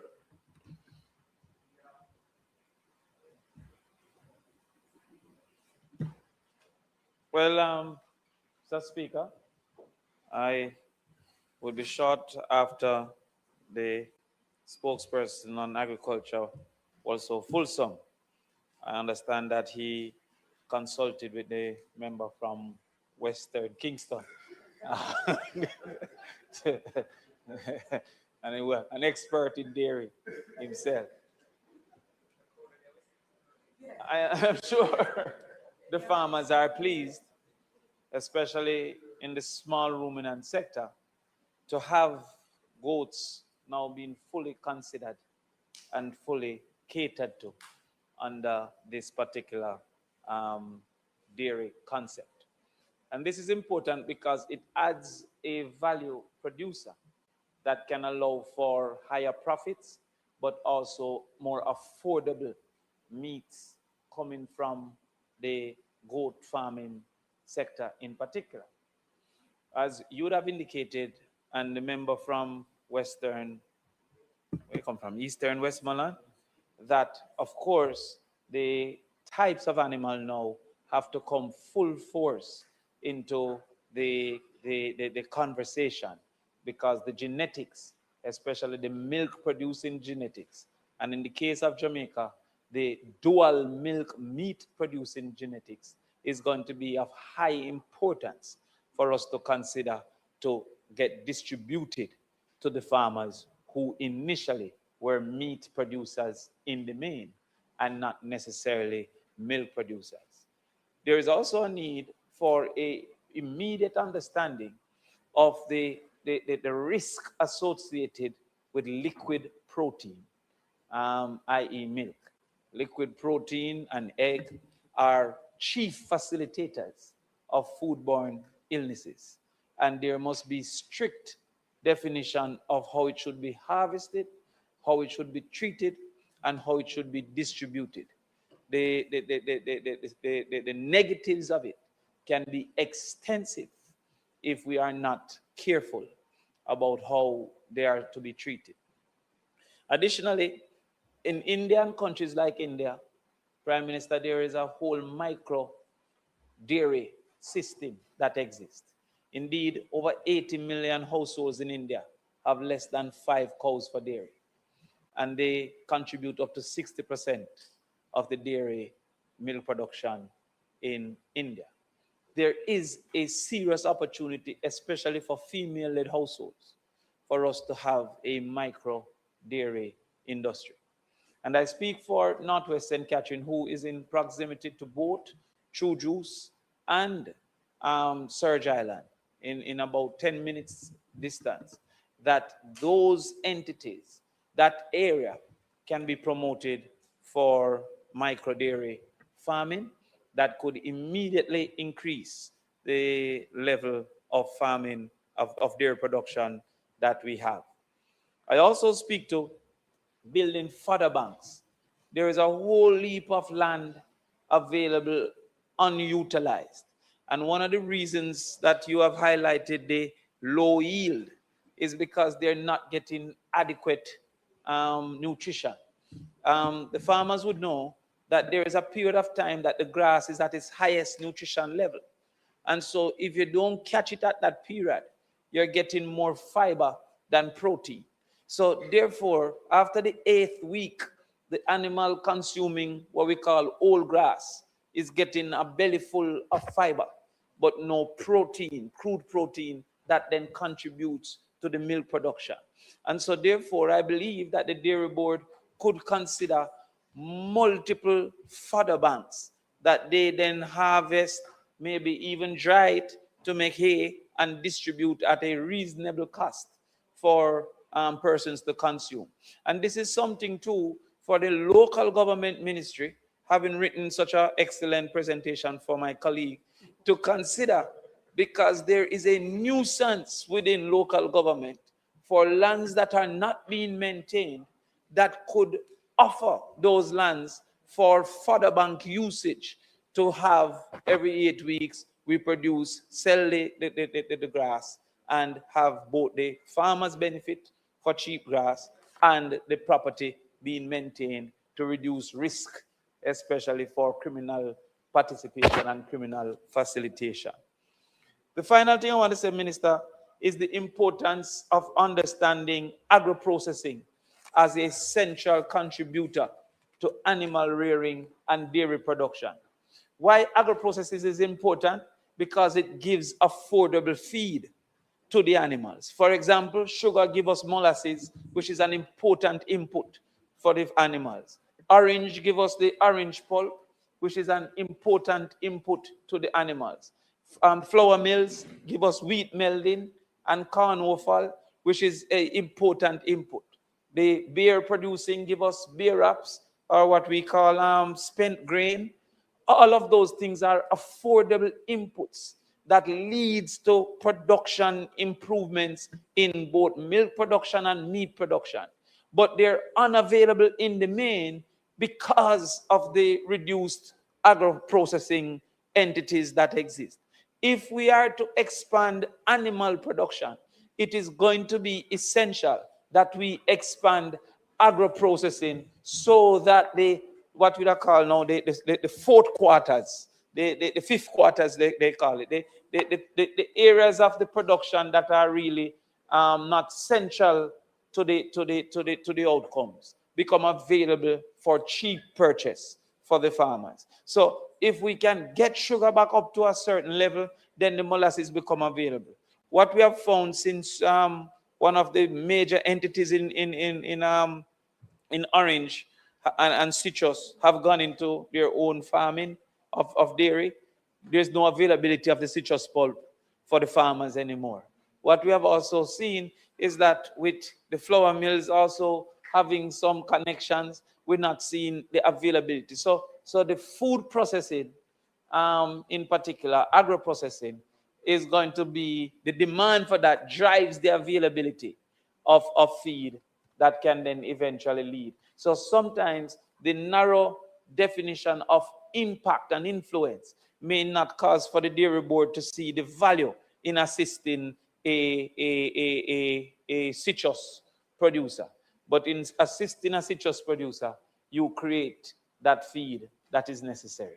And so therefore, I want you to seriously consider that there needs to be a investment in agro-processing that would then lead to adequate feed for the animal growing and also the results of animal growing, the dairy industry. So please do not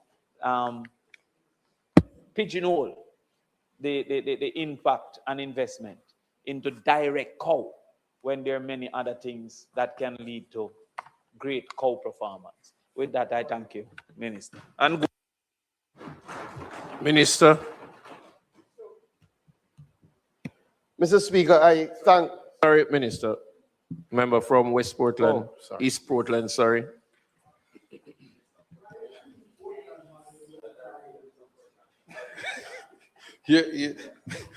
Mr. Speaker,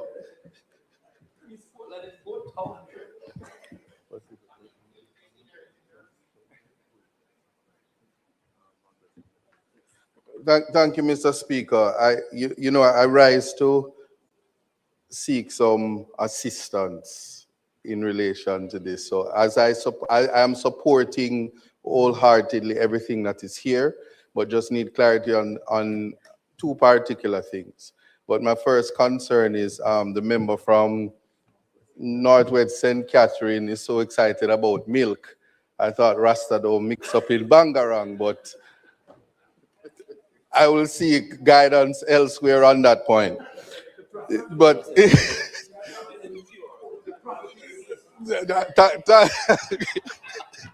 but you know, Minister, nor do I, Mr. Prime Minister. I don't know if the all right, let me stop. In relation to the definition for milk, my question is in light of keeping with the international standards and all of that. If we have contemplated any confusion that might come for products that are now not meeting this definition. That is something that can be addressed, and it doesn't affect the definition or the legislation as it relates to dairy. I understand that. Lastly, in relation to the minister's power to amend the schedule, I'm just asking in terms of the implications for whey protein, if it affects the cost for importation internationally, especially where whey protein with dairy products is important for cancer patients and as well as athletes. So I see it in the schedule, and it pop out at me, and perhaps if you could just address that, it may ease the concern that I have. Thank you very much. Thank you, members, and I really appreciate the contributions. What I will have to do in responding is to signal to the dairy industry that this part of the sectorial is going to be given now, right? So that you will not look for it to come again in the sectorial. Because a number of points raised by the opposition spokesperson on agriculture are in fact things that are being implemented by the government. And you have really highlighted some of the real challenges that have faced the dairy industry. It's good to reflect on history, even with the last intervention by the member from East Portland. You know, there was a time that we had a very robust dairy industry. In fact, we were at about 40 million liters that we were producing in the 80s to early 90s. But, you know, I'm sure there may be conversations, but definitely importation policies that were followed in relation to substitutes for dairy really brought a screeching halt to our dairy sector. And as such, the Dairy Development Board was brought about in 2009 to try and lead the resurgence of our dairy industry, especially as we recognize that the world had started to move away from substitutes and to go back to fresh and for things that are not necessarily reconstituted. So the challenges that have beset us for the last 20 years, especially for the period that we weren't paying a lot of attention to our dairy industry, are, as has been highlighted, poor productive levels in relation to our dairy cows. To say that, the reality is that Jamaica developed a breed of dairy cattle, which is world-renowned for its ability to produce under the most challenging circumstances in terms of heat. A lot of dairy cattle, a lot of dairy breeds across the world cannot treat with the tropical climate. So the Jamaica Hope was a step above the rest when it was formulated. But the Jamaica Hope was formulated in the 1950s, right? So what happened, quite frankly, is that our genetic work never kept up pace with the changing climate. We are changing that. So about 2 years ago, we started a Jamaica Hope redevelopment team that is now housed at Bodles. And what we look to do was to take out the best genetics from the Jamaica Hope line to look at the production numbers. Unfortunately, what had happened, because there wasn't that consistent selection process, inbreeding was happening and the line was being really driven down. But now we are seeing some productive returns. There also is a drive to ensure that what we call cow comfort is taken into account in the design of the modern dairy. So to ensure that the cows are cool, as you would have seen, True Juice has followed that model. And what the ministry has been doing through the Jamaica Dairy Development Board is for our smallholder cattle farmers who are less able to follow that model, because as you know, they have their dairy cattle out in the field and they don't have the sort of infrastructure. We've been doing communal infrastructure. So we've started in St. Thomas, we're doing in St. Anne, where we're doing communal parlors, right, with the sort of trappings that makes the cows a lot more comfortable. Additionally, we have a dairy equipment lease program, because one of the challenges that the farmers have is that they don't have the equipment, right? A lot of them, especially smallholder farmers, are doing hand milking. We have now provided mobile milkers to them, and we are renting things like harvesters, things that they need to do proper fodder production, and that has been going extremely well. And we are seeing increased productivity, led by True Juice, but we are also seeing increased productivity at Sectoral, which we're very happy for. They have gone through a difficult time, and then we're now seeing increased productivity in the smallholder farmers. Additionally, to support that, we are bringing in this year some new breeds of cattle. When I say new, I mean breeds that we don't have in significant supply. We're looking to import 200 Jersey that will go into our program, because as you know, the Jamaica Hope was a cross of multiple breeds, right? And we have to do some of that work again to get back our production numbers up. So we already have a program in the budget this year to bring in 200 heat-tolerant, highly productive cows. We are strengthening the extension services and fodder production. Both members spoke about that. So for persons listening, if you are interested in setting up fodder banks, the Jamaica Dairy Development Board has a program for you. We will come and set that up for you. We will in fact provide you with the seeds, the grass. We have done a lot of research work over the last 3 years around protein content of grass. What is the best grass for what time? We actually have a private sector company called Fans that we brought them in, and they literally can come to your pasture, do the analysis on spot, and tell you what do you need to plant more of to ensure that you're getting the right nutritional regime. We are strengthening our extension services program. We have been on the artificial insemination journey. In fact, over the last 4 years, we've done 3,000 cows. And PM, you have to come and visit Minard, because I must tell you, Minard is a big success story. Minard had gone through a very difficult time, but we, brought in the AIC who operates Minard and really read them the right act, and they pulled it together. And now they have been the leader in artificial insemination. And now we're seeing the fruits of that labor. And I'm telling you, the cows are looking extremely good. And I want to thank the private sector companies, Nutramix, who has been helping us in a big way in relation to that artificial insemination program. Additionally, we have started a national goat dairy program. Started it in 2023. That's one of the initiatives that I have brought to the ministry. And again, it's keeping with listening to the farmers. As the member from St. Catherine Northwestern said, it's about giving another avenue. And as you rightly highlighted, member from Eastern Westmoreland, in terms of the amount of land space needed to significantly increase your cattle population, you have a better chance with goats. So what have we done? We've already imported 100 goat milk breeds, including the Seine, which is the most widely popular as a milking goat, and the Alpine. We've brought those in. We've had the Nubian for a while. The Nubian can do both, right? And now that we've brought in those 100 goats and we've had them at Bodles, now they're acclimatized. So we're going to start the program now of distributing those. I leave that one for the sectoral. But we're going to start that program up.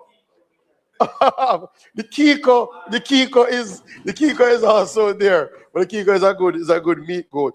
Outside of that, let me see if there's any other area. We are doing some grant programs. We used to have a robust program through the PC Bank, funded by the Jamaica Dairy Development Board. It had some challenges, right? Years before this administration, trying to get that back up and running with some of the capacity that we will get now. In relation to the questions from the member from West Portland, we don't think there will be much East Portland. We don't think there will be much confusion in relation to this new definition of milk. It's very, very clear. I know what you're asking, and I thought you were going to ask another way, whether we should go further, right? But it's something that we are contemplating. I leave it at that for now, because there are a lot of things that call themselves milk in the market. There must be a reason why they call themselves milk. There must be a competitive advantage that they get from calling themselves milk. And they, right now, they avoid any of this. So we're not there yet, because it has to take some consultation. We're not there yet. And no, there won't be any significant increase in cost, right? There won't be any significant increase in cost. I agree in relation to agro-processing. We are focusing on hay. You raised that. We actually bought a hay baler, and we're doing some work at borders, and we're actually renting out the baler so that people can do their own hay. Very, very important, especially with the change in climate. And just to say, over the last year, we have developed 258 hectares of pasture, 122 hectares of fodder as a part of our program. So I agree with the members. I'm very happy to hear the widespread support. Mr. Speaker, on that basis, I think we can quickly go to committee. There's one amendment which we agree with. The member from St. James West Central has outlined a more modern shaping of a provision that achieves the same goal, but definitely is a lot clearer on the effective date of resignation, which we and the team believes is a step in the right direction. So if we could go into committee, and then I'm going to move for the second reading of the bill, and then we could go to committee, and we would put all the clauses up to 4G, make the amendment, and then put the rest. Thank you, Speaker. The question is that the bill be read at a second time. Those in favor? Those against, the ayes have it. A bill entitled An Act to Amend the Jamaica Dairy Development Board Act, expand the definition of milk in keeping with international standards, and to provide for connected matters, read a second time.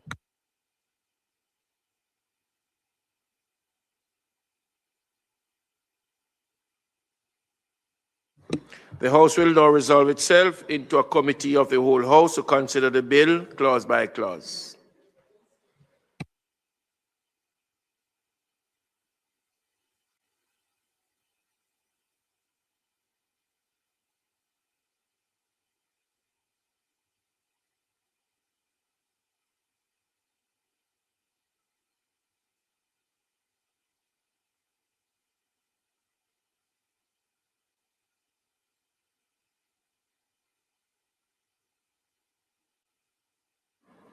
Chair, I put the enactment on clause 1 to 4F.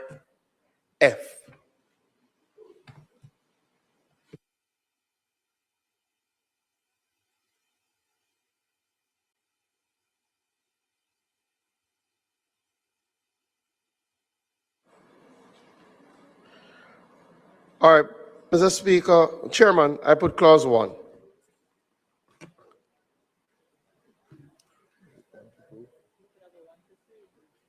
You could have gone 1 to 3. I put clause 1 to 3. Those in favor? Those against, ayes have it.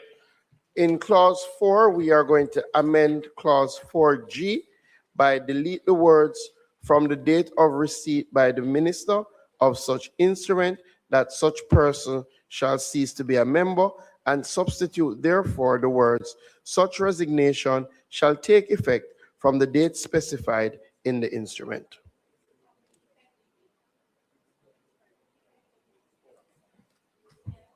From the effective date specified. Yes, so I'll just read it again.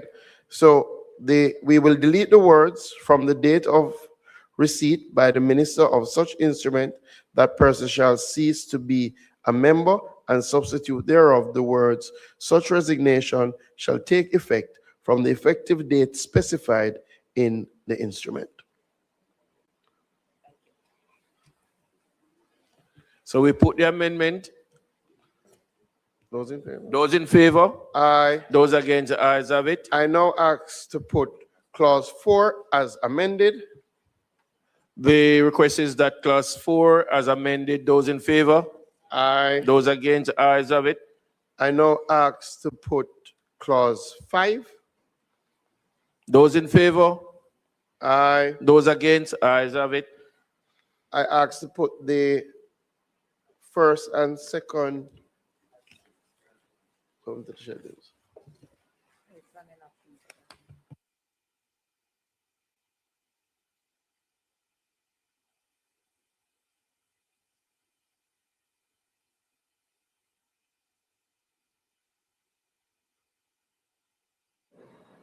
Yeah, I put clause 5 already. So I put the title and an acting clause. Those in favor? Those against, ayes have it. That's it. The question is that I do report the bill as having passed committee stage with one amendment. Those in favor? Aye. Those against, the ayes have it.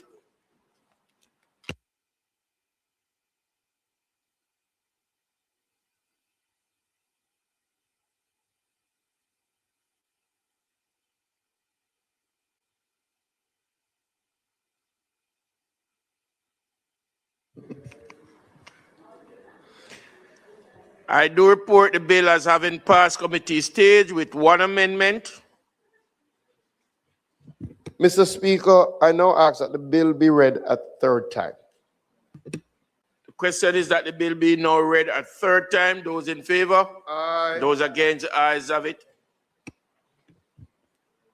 A bill entitled An Act to Amend the Jamaica Dairy Development Board Act, expand the definition of milk in keeping with international standards, and to provide for connected matters for the third time and passed.